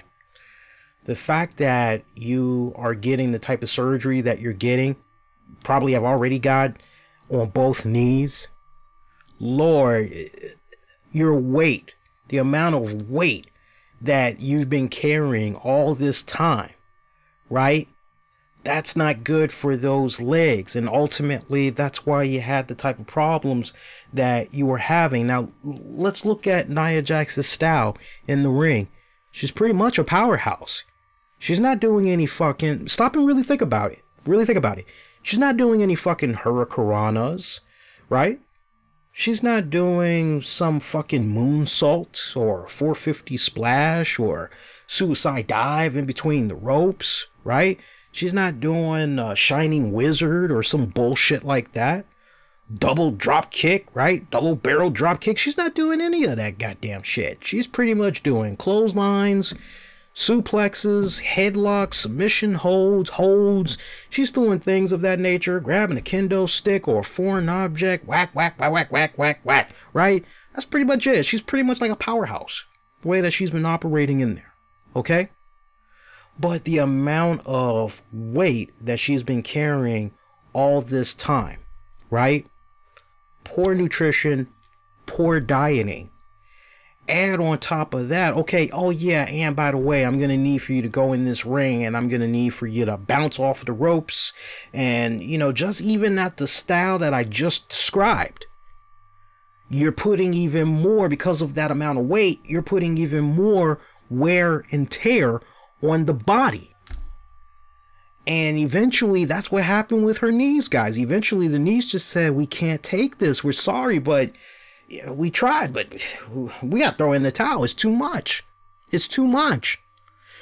Legit, you had people that were concerned about Nia and her weight. Legit. And I know that, you know, since she's been up on the main roster, she's taken issue with people that have brought up her weight. You know, almost being a bit combative and saying, hey, I love my body. You know, you should have self-love. And, you know, nobody's saying you shouldn't have self-love for your body or anything like that. But at the same time, hey, you want to definitely make sure that you're living a nice, quality, productive life. You know, you definitely want to make sure that when it's all said and done, you're not walking around on a fucking cane or double canes at the age of freaking 34 or whatever, right? So legit, you had people that were concerned about the amount of weight that she was packing. And sadly, when it comes to the type of surgery that she's having, doctors, they don't play that. Hey, look, you need to shed the weight off. Make sure if something like this doesn't happen, you got to shed the weight off. With what happened with my mother-in-law, the doctor said, hey, I need for you to drop at least 60 pounds. You got to take 60 pounds off of your body. That's going to help out with both of your legs. Otherwise, the surgery we're doing, it ain't going to mean nothing. At least this way, you shed off 60 pounds. The surgery that we're doing with this knee, you're going to be okay. And by you losing the weight also, that other knee that, hey, eventually you're probably going to need to get some type of surgery, you can hold it off a bit longer, but you got to continue to do. And see, when people hear dieting and all that shit, they're thinking, oh my God, weights. Oh my God. You know, it could be just cardio. It could just be getting on a treadmill. That's what I usually do. I get on a treadmill for about 15, 30 minutes every other day. So you could do a cardio, you could take a weight, and you could just be doing squats, you know, stuff like that. You know, we'll work on stuff that will definitely strengthen the legs and all that, but nobody says she had to lift weights. All she has to do is just, you know, do some cardio, and she should be good to go, right? But I would like to believe that the doctor definitely has said to her, hey, you're going to have to lose a little bit of that weight because, yeah, that ain't happening. That's not good for your knees. We're going to be right back at square one. So it's safe to say, boys and girls, it's safe to say that when we do see Nia, I'm not going to say she's going to be Lana skinny, but there is that part of me that kind of feels like she's definitely going to be much smaller. Maybe she's going to be, is Kia Stevens, formerly known as Awesome Khan, is she still small? Because sadly, I haven't watched her on the Glow series, but I remember there was a point where she had did DDP yoga and her waist wasn't exactly, you know, tiny. It wasn't like a size, I don't know, 4 or whatever. It seemed like maybe it was a size 10, which I thought was pretty good. She was curvaceous, you know, she was a thick little thing, right? You know, if Nia could maybe go for a Lufisto type of build. I love me some Lufisto. If you know your female wrestlers and you know Lufisto, she's getting ready to retire because the wear and tear that she's been doing in the ring, it's finally caught up to her, and her knee, I mean, it's bad. She shared an x-ray a while back. It's pretty much bone, rub it against bone. So she's already made the transition into a nice, quiet civilian life. She has a really great job, and remember, she put a post out on Facebook the other day talking about how sadly she wasn't going to be able to take up some wrestling events outside of North America because of scheduling conflicts with her job or whatever, with her new job. But you know, you see her build and where she is right now, 'cause she used to be a lot bigger as well, but you see where she is right now build wise. You know, maybe that's something that Nia should try to shoot for. Nobody's saying she can't be a big girl. It's just at some point you gotta, like, realistically, you look at where Nia Jax is right now. What do you guys think? What do you guys think is the magical number for Nia, just so she could still kind of be a big girl? What do you think? Maybe 30 pounds? I mean, we got to remember the TV ad's about 15, right? So she could actually be a lot smaller in person. But is it safe to say maybe she needs to lose about 30 pounds? I mean, I think that would go a long ways. It kind of seems like maybe 50 pounds for Nia. 50 might be too small, but I would think 30 is maybe the magical number. But seriously, man, speedy recovery to Nia Jax. I heard that as I was on break, and I just, my heart just, because it was, oh man, that fucking sucks. That just fucking sucks. But you know what? Look on the bright side. When she does come back, she'll be healthy. She'll move around a lot better in the ring. I gotta tell you, some of those last matches that we had saw her in, it looked as though it was a bitch for her to move around in the ring. I mean, it almost, at times when I was seeing her getting up and everything, it almost had a Andre the Giant type of vibe. Anybody remember how Andre the Giant was struggling in those last few years of his life, where he was mobility wise? I mean, at times watching Nia Jax, you could just tell, damn, homegirl is struggling to get up. Man, that looks like it's a bitch. You know, you could just literally feel her grinding her fucking teeth as she's trying to make it up to the ropes and everything, right? So you shouldn't have to, and to be that young, you shouldn't have all that going on. So speedy recovery to her. Hey man, shout out to Matt Hardy. Matt Hardy, of all the WWE superstars, Matt Hardy, man, I got to give him mad props. He was one of the most vocal this past week in really bringing to the forefront some of the things that John Oliver had said a couple of weeks back on his respected show, poking a lot of holes in what John Oliver was talking about. Because as far as Matt Hardy was concerned, yeah, John Oliver is a bit outdated with some of his points about the WWE. And I just want to read to you some of the things that he had said.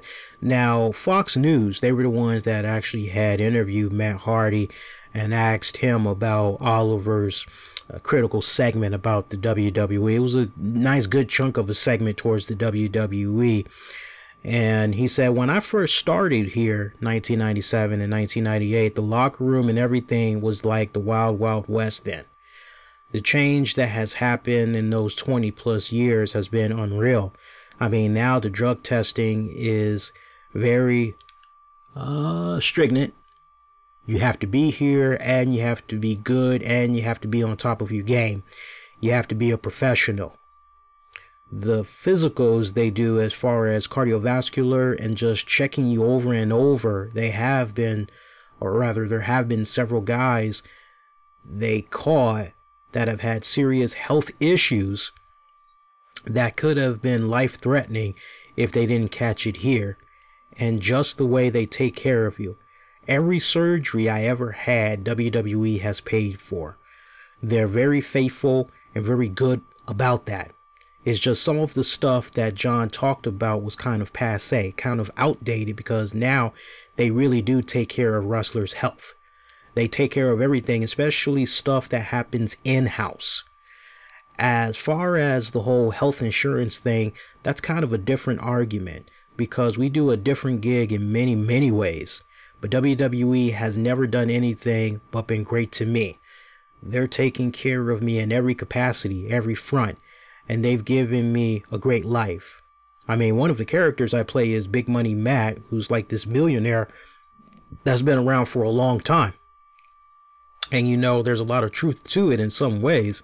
And I wouldn't have that persona, and I wouldn't have the great life that I have right now if it wasn't for the WWE. Now, some people can take a look at some of the things that Matt Hardy is saying, and they could be like, well, it's easy for him to talk. He's got this great, probably fat ass salary, and you know, what the fuck, you know, kind of. But you know, I'm always quick to remind folks that Matt Sydal, that's probably like, if you want to find a story that is like Matt Sydal, I still remember his shoot and the number of interviews that he had did where he said, hey, you know, I was injured. Y'all remember his injury? Y'all remember that serious injury that he had, right? He was teamed up with Kofi Kingston. Remember that? They seem to be a really good tag team and everything, but man, he got hit with that injury, and WWE could have been like, tough break, kid. Well, sorry, but we gotta be done with you. They could have did him like that, but they didn't. They took care of his surgery, his medical expenses, all that. They made sure that dude was at 100%, and then not only at 100%, but okay, you at 100 now? All right, well, come on back and let's see what you could do this go round. Hey, by then, things just really weren't clicking. It just was not clicking, right? And eventually he got let go. But they let him go way past 100%. They made sure, hey, you at 100? Okay, come on back. Some months go by. Yeah, we're going to let you go. Okay? And he's said graciously in many interviews, since then, he's like, yeah, man, it's like WWE, they were totally kind to me. They didn't have to do that, but they did. That's just one act of WWE not being this asshole dick of a company as some people or like John Oliver are trying to make it out to be. And I don't want to rehash that whole thing all over again because, certain topics I'm just not going to get into. But I find it funny that when it kind of goes back to what I said earlier, just a few minutes ago. Remember, I just talked about how don't take everything that you see and hear at face value. Right? Always try to look at it a couple of different ways, right? And some of these cats that have these shows, even the Bill Mahers, you just got to look at them and you just got to be like, man, whose base are you really trying to come after, man? Seriously, because I hear you mention this, right? That's my first fucking question, right? I got to put all of them in the same fucking pot of beef stew, man. Nancy Grace, Bill Maher, John Oliver, Phil Munchnick. I gotta look at all of these guys. Every single one of these people that have said anything negative about the WWE. I just kind of gotta look at them cockeyed and sideways and go, what is really your objective here? Because it seems as though every time I turn around, when something positive as a whole is happening for the wrestling industry, you're not commenting on that. You're nowhere to be found. No. But the minute something bad happens, somebody dies or what have you, all of a sudden, y'all know about wrestling. So I always have to look at certain individuals cockeyed and just be like, what the fuck? So I try to do my best to steer clear of those type of cats. And you all should too. Or at least if you're going to continue to check those guys out, just continue to look at them cockeyed and sideways. That's my best advice. Double A is thinking a minimum 50 pounds for Nia. 50 might not be too bad. 50 might not be too bad. We'll see. There was this funny ass website that I had came across. And a lot of the wrestling websites were running with this past couple of days. Roman Reigns was interviewed, and in this interview, Roman Reigns was talking about, and here's the headline. Like a lot of these wrestling websites they were using. Roman Reigns on if Ronda Rousey could beat him in a fight. Now, just use common sense for a second without even clicking on a link like that. You see that hitting. Don't need, right? Just use common sense for a second, right? Roman Reigns on if Ronda Rousey could beat him in a fight. Well, what the hell is Roman Reigns supposed to say, first of all? Nah, dog.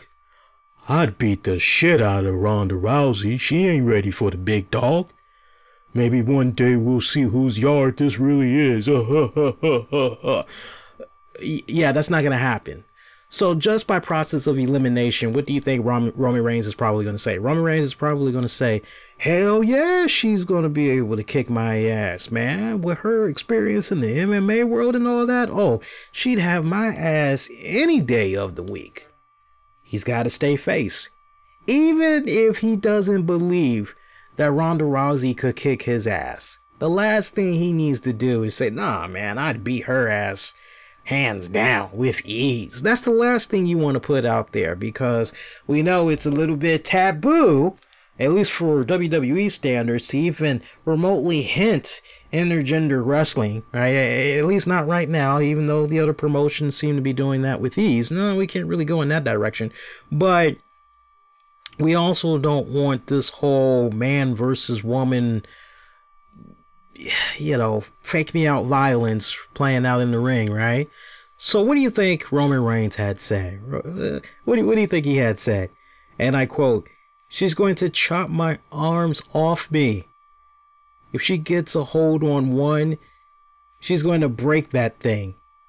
I think I can take a punch from her, but she would snap my arm like a twig." Clickbait at its finest. I'm telling you, I'm loving it. I'm loving it. Clickbait at its finest. I looked at that and I just said, shh. I'm happy to say though, I didn't open that up on my desktop or anything. I actually had somebody, "Hey, did you hear what Roman?" I said, "No, what happened?" They're like, "Oh man, you know, I'd love to see Roman Reigns take on Ronda." I'm like, well, what the hell made you think that? "Oh, I saw this article," and I was like, "Really?" And I told them, I said, "Well, do me a favor, just copy all of that text, email it to me." So I'm happy I did not click on that son of a bitch. Yeah, I know some of you guys are saying, "Lee, you know you wanted to click on it though." Yeah, I kind of did wanted to click on it. Hey, real quick, somebody explain to me what's going on with the current climate that's going on in WWE right now. I mean, things just seem to be very tense. We had a couple of referees that got fined.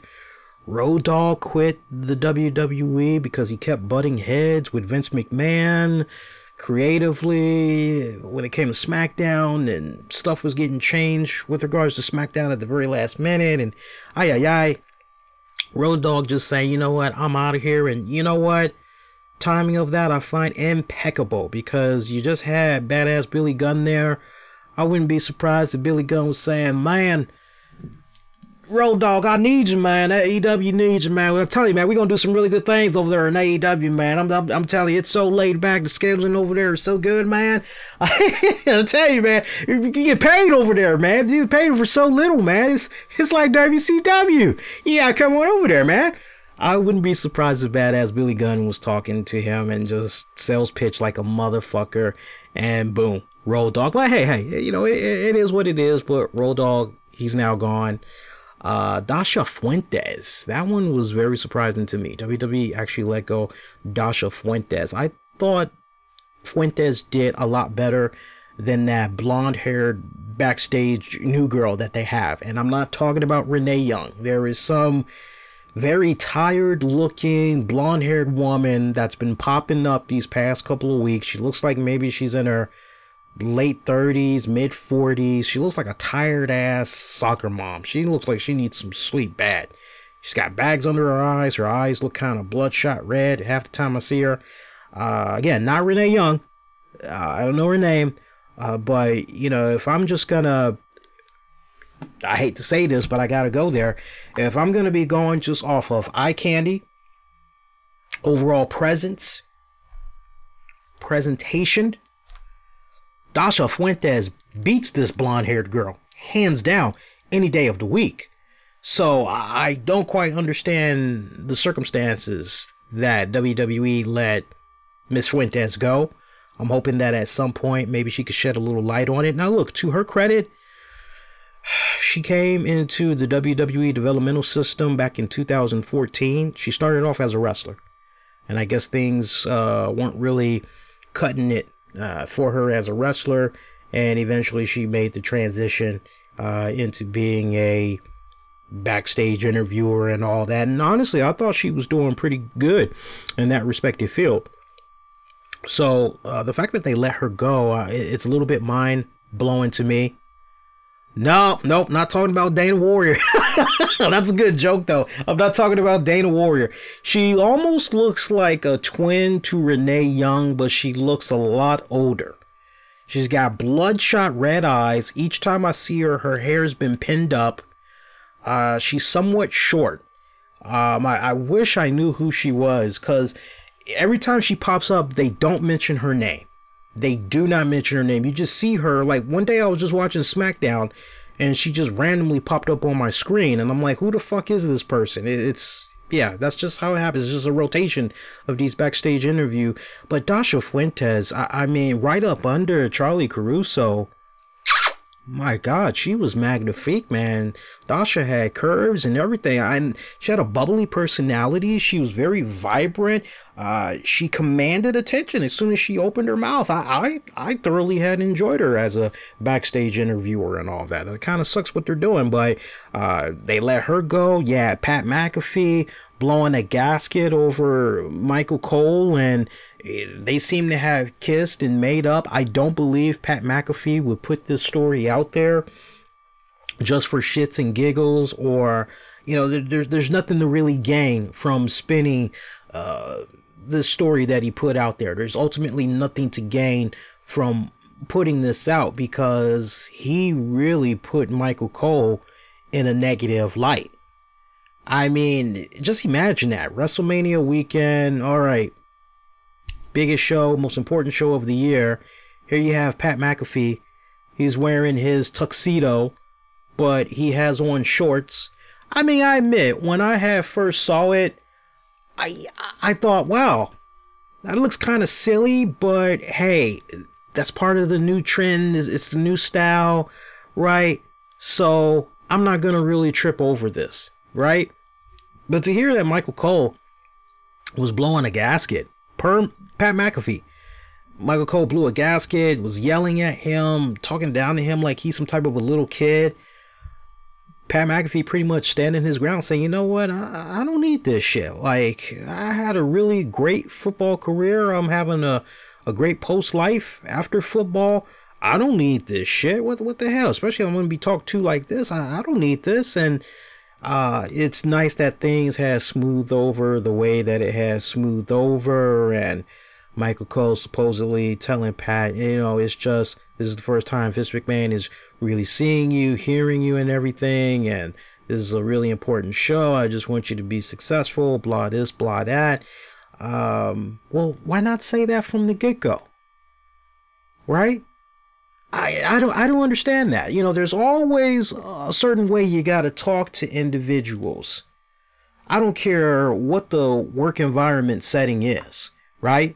There's always a certain way that you have to go about talking to people in order to get the results that you want to get. You can't just bark orders at people.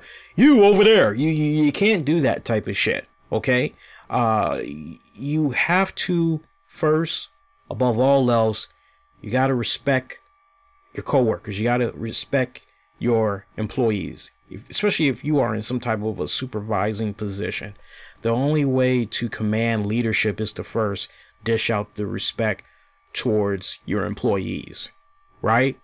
Make them feel good, and, you know, make them feel like they're part of a team. Make them feel like there's, you know, they're special, you know, with what they bring to the table.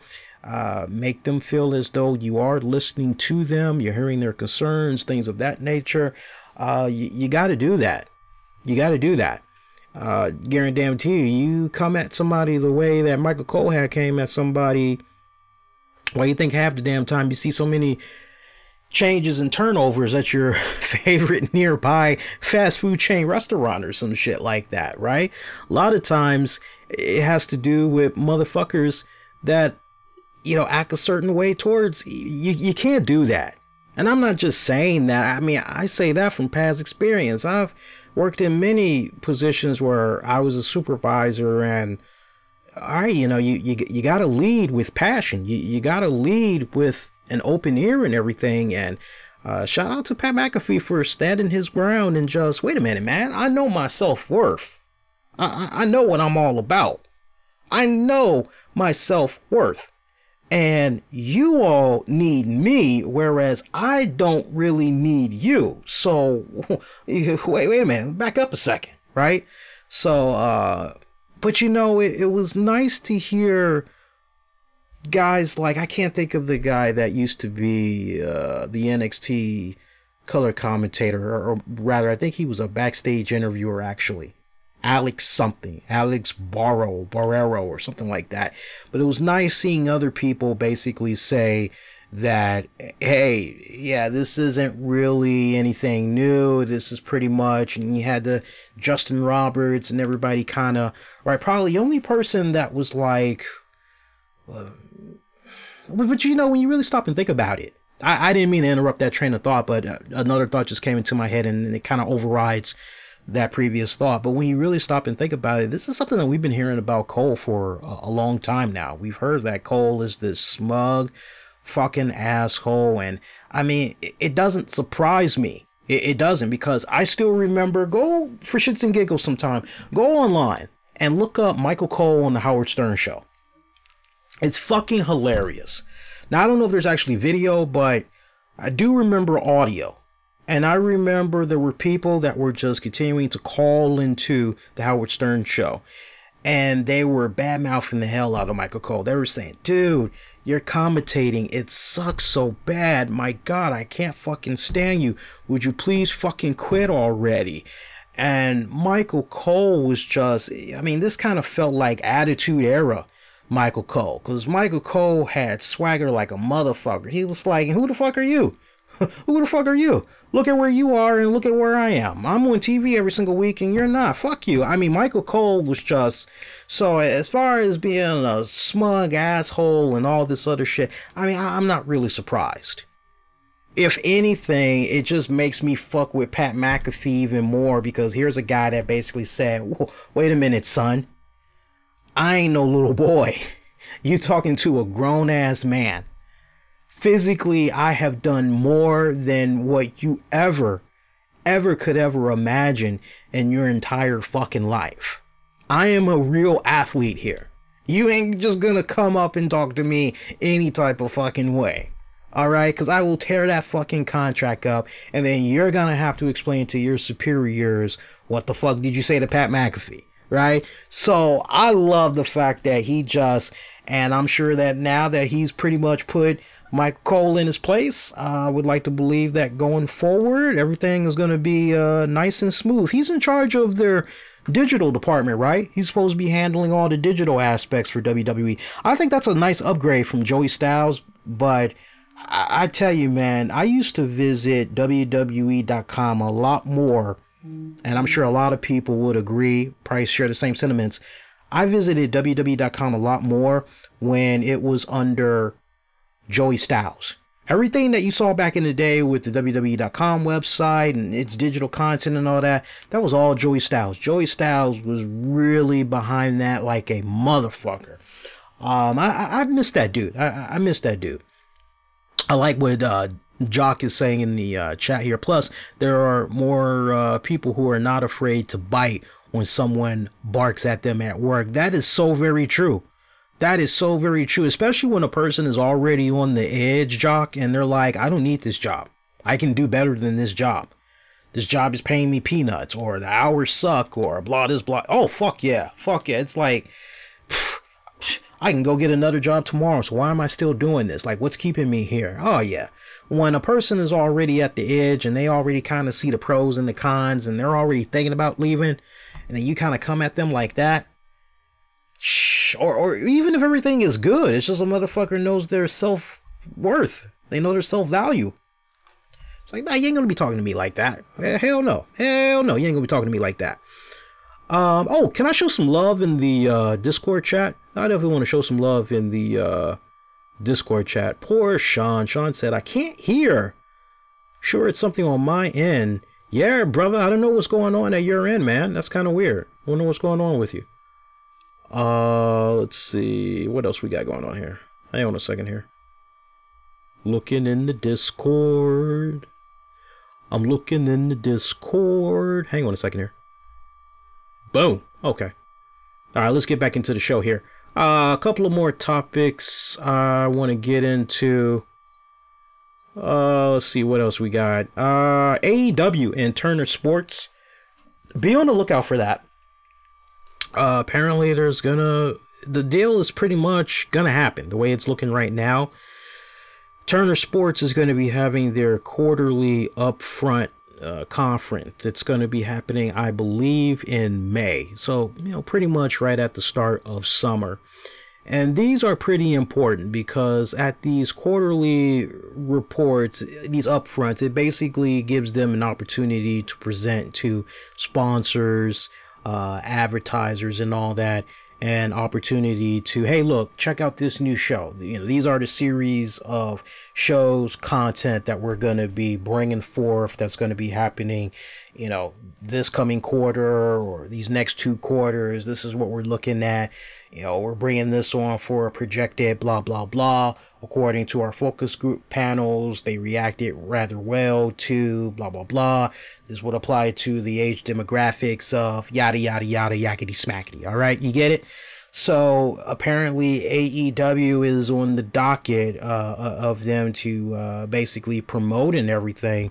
And look, when it's all said and done, I think it just really depends. If AEW is going to be airing on Tuesday nights, assuming, because we know they tried to get the whole copyright trademark for something AEW Tuesday night, whatever, Shotgun or whatever. I actually watch TNT. I watch it rather religiously, usually NBA playoffs.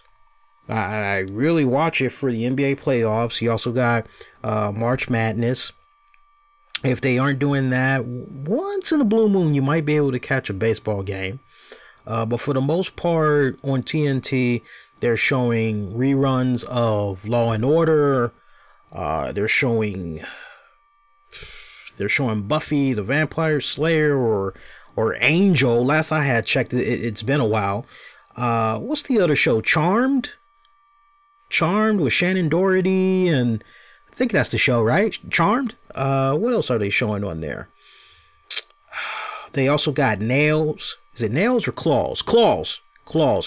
That black woman, by the way, with the big boobs on Claws, man, I got a crush on her. Damn, I know she was on Reno 911 or whatever, but god damn, damn, that sister fine as hell, man. I can just look at her boobs for hours. She is something else. Anyway, what else they got on there? Animal Kingdom. That's a pretty popular show. So, I mean, TNT, they do have a lot of original content. Tuesday Night Dynamite. Thank you, AA. Tuesday Night Dynamite. So, it could work on TNT. It could. I think it just depends on what time they come on. Are they coming on from 8 to 10? Because this is something else that you guys got to think about. If they were to come on TBS, the one thing that you got to keep in mind is on TBS has Conan. Conan comes on Monday through Thursday. I believe he comes on at 11 o'clock. So either your Tuesday Night Dynamite, if you were to put it on TNT, or correction, TBS, if you were to put it on TBS, you're going to have to do 8 to 10, or you do 9 to 11.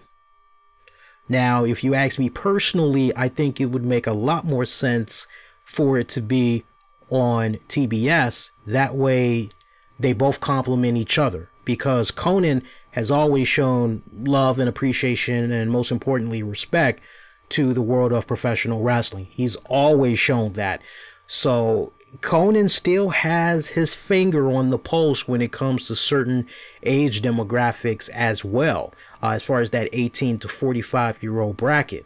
Okay, so it would be a win-win situation for AEW and for Conan. Here's the only thing, though. Here's the only thing. Conan changed his lineup. Anybody that maybe doesn't know, or you don't give a shit, I'm just educating you on what's happening on TBS.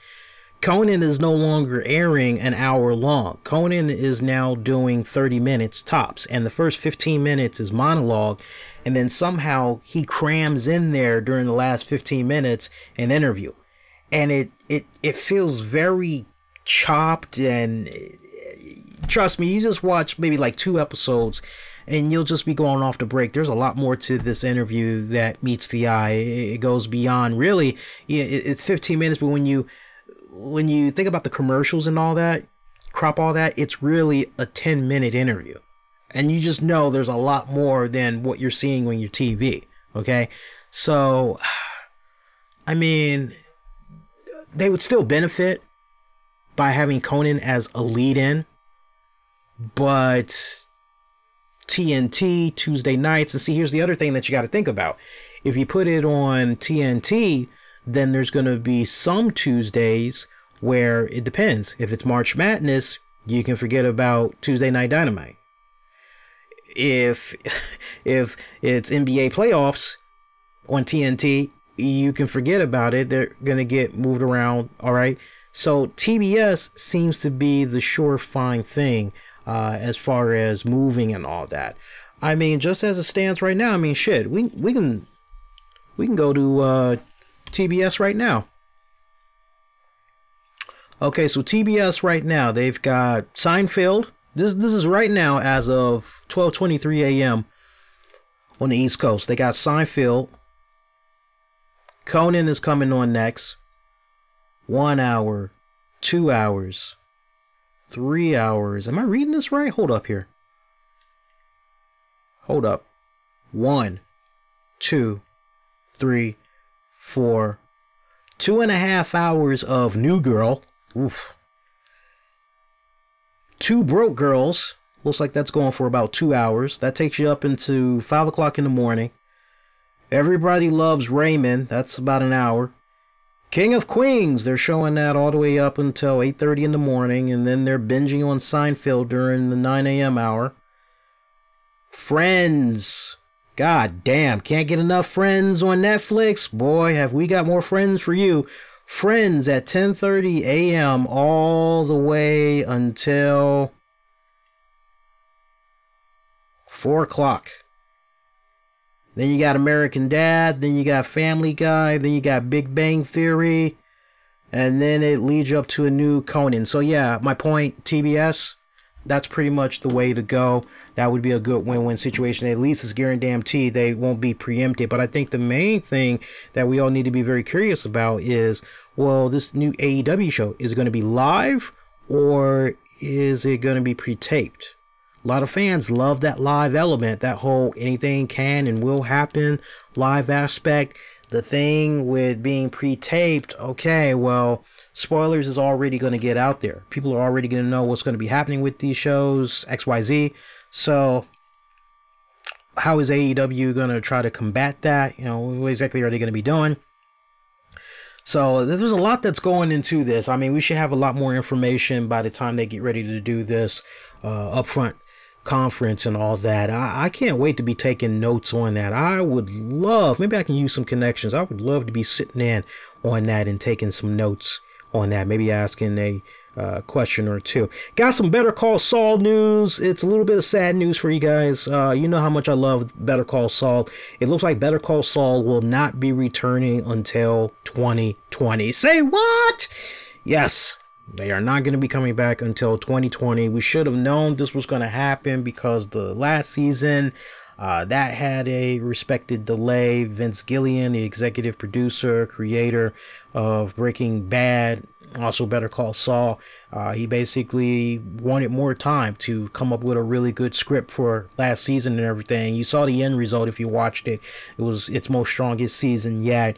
And it's looking more and more. I mean, just based off of how things ended with the season finale, we saw Jimmy fully embrace the Saul Goodman character. So we know that with this upcoming season, we're dealing with Saul Goodman now, right?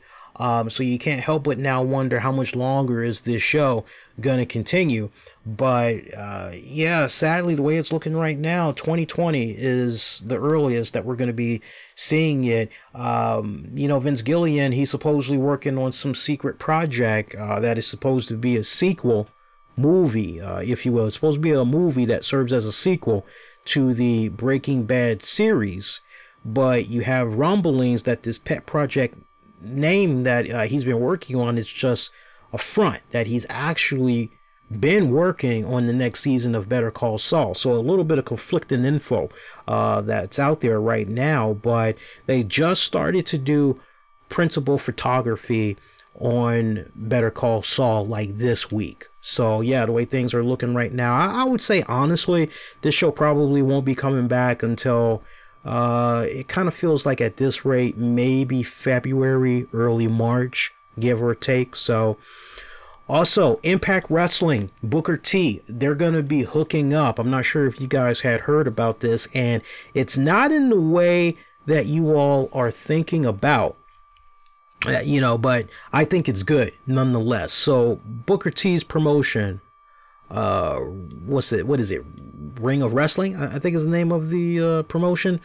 They're going to be hooking up with Impact Wrestling. They're going to be doing a joint show, and they had put out a press release for this earlier today. As a matter of fact, Reality of Wrestling, I'm sorry guys, Reality of Wrestling, Booker T's promotion, Reality of Wrestling and Impact Wrestling, they're going to be teaming up for a Deep Impact event that's going to be happening July 6th in Houston, Texas. And some of the stars that's going to be part of this for the Reality of Wrestling promotion, you got the multi-time former ROW champion Gino, featuring Mysterious Q, Ruthless Ryan Davidson, Terrell Tempo, Zach Mason, and Warren Johnson. And as you all know, you can catch Reality of Wrestling on Fight TV every Sunday at 3 p.m. Central. You can also check it out on realityofwrestling.com. They also got their official YouTube channel. That's usually how I go about seeing what's happening with them. And Impact Wrestling, you pretty much know what all is going on with them. They got the Tessa Blanchard, they've got John Morrison, they've got Taya Valkyrie, they got my boy Killer Cross, they've got Jordan Grace for you yum pick collectors out there. Nothing wrong getting some Jordan Grace pictures. Just don't broadcast it. Yeah, so I mean, I'm actually looking forward to that. Again, it's going to be a Deep Impact. That's the name of the event. It's going to be happening July 6th in Houston, Texas. Tickets are available for sale right now, so get on top of that when you guys get a chance. And real quick, if you guys need a really cool wrestling documentary to check out, I highly recommend that you guys go out of your way and check out from Vice. They actually uploaded it to their YouTube channel. There is a documentary that runs about 50 minutes, give or take, on Bruiser Brody. I watched probably the first 15 minutes of it and I was hooked. The only reason why I did not finish watching it was because I was rather sleepy. My melatonin had kicked in, and I actually had received a private message from someone on social media. They were like, Lee, I didn't hear you talk about the Bruiser Brody documentary yet. Did you watch? And I'm like, what are you talking about? And they're like, oh, dude, you didn't hear? And they sent me the link. I'm like, okay, let me check this out. So I was waiting on my melatonin to kick in. And at this point, it was already late. And so, but I watched the first 15 minutes and I was hooked. I would have kept watching it, but I had to go to bed, had work in the morning. But the 15 minutes that I saw, I was, wow, this is good shit. I will be reviewing that this week for you guys. I'll definitely give you guys my candid thoughts. Apparently, there's supposed to be some more from Vice as well, but well produced. I love the fact that they were talking to Mick Foley. They were talking to Abdullah the Butcher. Man, and to see where Abdullah the Butcher is now physically, I was just going, ooh. But it shouldn't really surprise me, but I'm still kind of taken back, you know.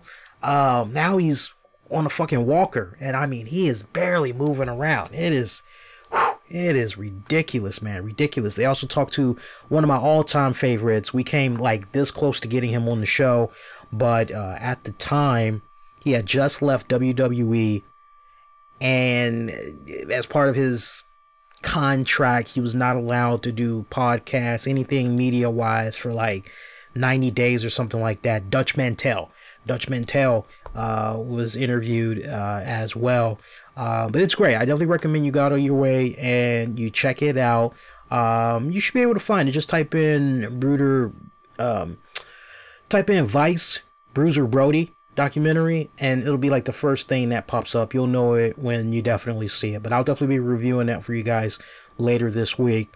Is there anything else we should be getting into? I mean, I think at this point we pretty much covered everything. It is about to be the start of the fourth quarter for you guys that are a little bit curious. Maybe you're not in front of your TV right now. I am seeing that OKC are losing to the Trailblazers 75-88, so Blazers could go 2-0, and you know what that means. Usually when that team goes 2-0 in the playoffs, that's pretty much it.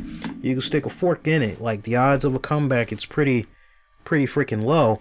Let me just check real quick. I don't think there's anything else I wanted to get into, although there is one thing that just, y'all know how I've been playing Elder Scrolls Blades. It's still in early access mode and all that, but there's this article that I came across the other day, literally, and it talked about, it's from Forbes.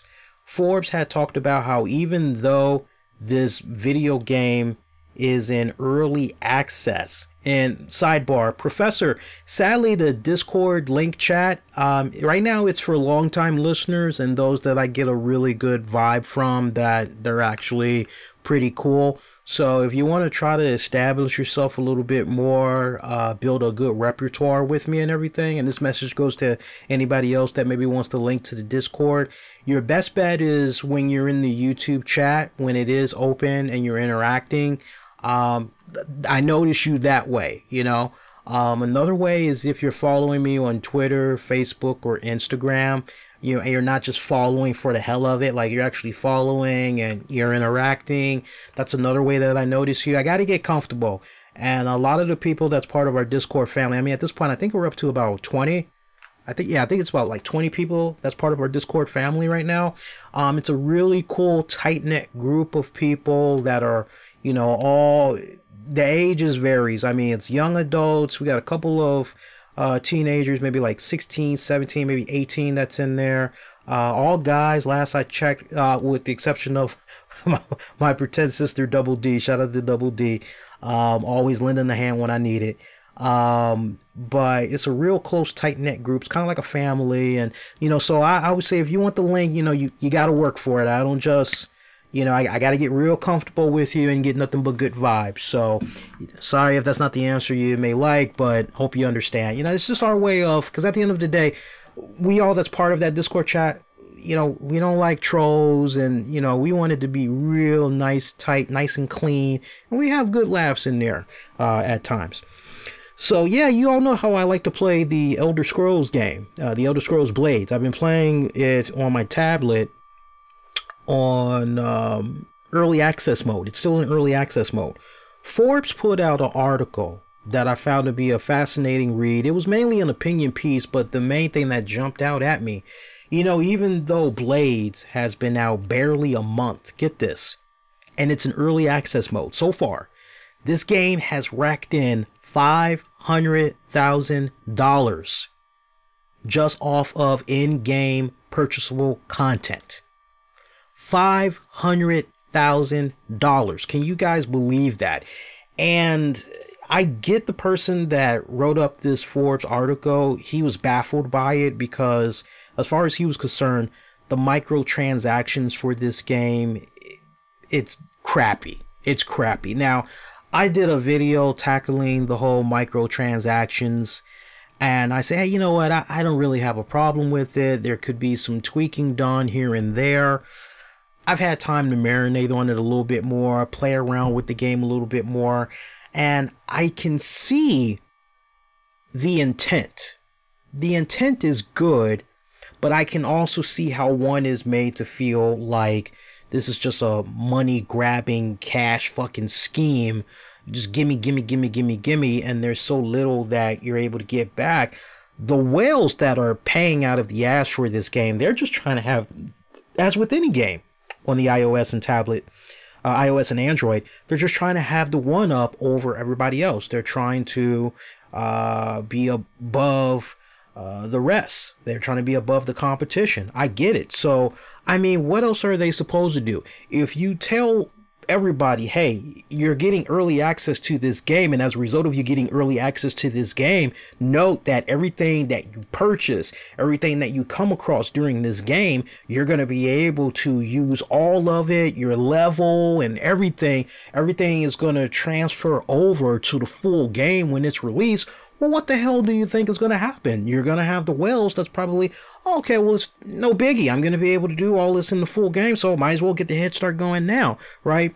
So, I mean, on the one hand, I get everybody wanting to have this nice, pretty, perfect game that's in the palm of your hands, and I shouldn't have to pay for shit, yada, yada, yada, yada, yada. You know, it's like the fact that you can buy stuff, it's just an extra incentive, right? I get people that want that, but the day and age that we're in right now, with the DLCs and all that, you know, this is a recycled thing that I've heard about year upon year upon year. What we really should be coming together on is some of the basic schematics that's laid out right now for these microtransactions. And I know it's been a while. I'll definitely talk a lot more about that, and I'll also show you guys some gameplay footage and all that, and give you guys my thoughts on the tweaks that the micro transaction system should be having. But it does need a rework in a nutshell. I would definitely say it does need a rework, something that will please everybody. And I think you'll like some of the ideas that I'll be bringing to the table with regards to that. But I mean, just think about that. This game brought in $500,000. This game hasn't even been out. God, I don't even think it's been a month, guys, because I remember, yeah, it hasn't even been out a month. I think it's almost coming up on a month, because I remember the game came out somewhere during the week of March 20th is what I remember, because I remember me and my co-worker Jacob, and shout out to him because he checks out the show from time to time, we've been comparing notes on Elder Scrolls Blades, and he was like, dude, the game came out. So somehow it came out around that period. So it hasn't even been a month, and it's already racked in 500K.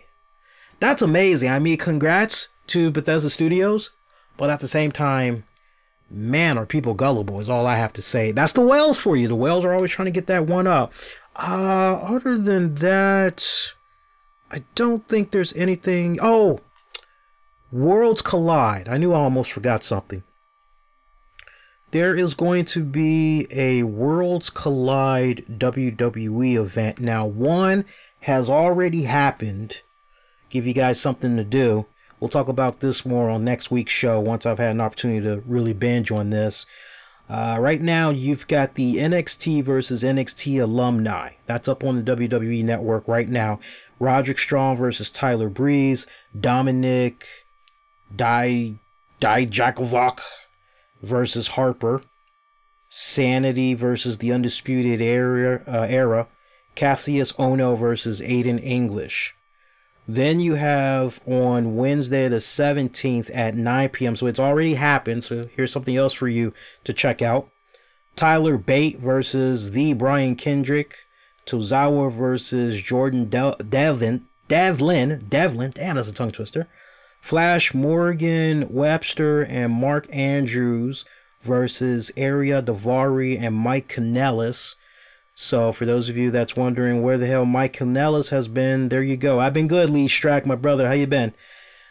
Albert Hardy Jr. versus Grand Metalik and Ligero. And then next Wednesday, April 24th, there's going to be a Worlds Collide Women Edition. Io Shirai versus Sonya Deville. Toni Storm versus Nikki Cross versus Bianca Belair.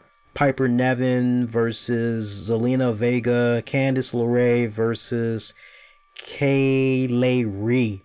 God damn, that's gonna be a good one. And then on Wednesday, May 1st, Brands Collide. You're gonna have a 2 over-the-top rope battle royals, one with male superstars and one with female superstars. Both battle royals will feature superstars from NXT and NXT UK. The men's battle royal will also feature 205 Live superstars. So that gives you a little something to do. Also, this weekend there is going to be a Shield documentary. It's basically a Shield Last Curtain documentary. So the way it's looking right now, no more Dean Ambrose. It's official. Some of us were kind of thinking maybe during this Superstar Shakeup, maybe he was going to pop up as Jon Moxley, but nope. So it looks like he is officially done. Hopefully he rests up, enjoys his money, enjoys his time, just enjoy life. Just take his time and find out what makes him happy, what he wants to do with himself in his life. And if ultimately that answer is being in that squared circle, then it really needs to be about, well, who's going to give him the best option to creatively have as much input into his character and matches and all that as much as humanly possible. How much free reign is he going to have? That's what it really comes down to, and he could pretty much go from there. But you know, if I could say a little something in Dean Ambrose's ear, just enjoy your money. You just got married. Just enjoy civilian life for a little bit. Just take the time out, recharge your batteries, and just go from there, man. Just go from there. All right, so on that note, that is going to do it. I'm going to go ahead and stick a fork in it, call it DONE done.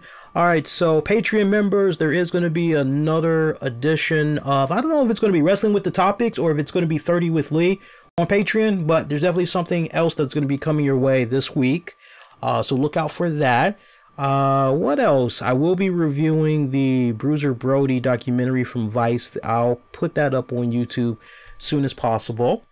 And meantime, be kind, rewind, check out previous episodes you might have missed on demand on the downloads. Use keywords, the RCWR Show. Get at me on Twitter, Facebook, Instagram. Use the keywords, the RCWR Show. And that is going to do it. I am wishing all of y'all to be safe. And most importantly, be kind to one another. A very good night, good morning. Thank you all for checking out the show. We'll do this again for you guys next Tuesday night. We're back Tuesday nights, 10 p.m. Eastern. Soon as SmackDown goes off the air. Remember, if you want more Monday night episodes, get at me all throughout social media and sound off. I am listening. I am seeing what some of you guys are saying. So keep it coming. Appreciate it. Appreciate the support as always. Good night, guys.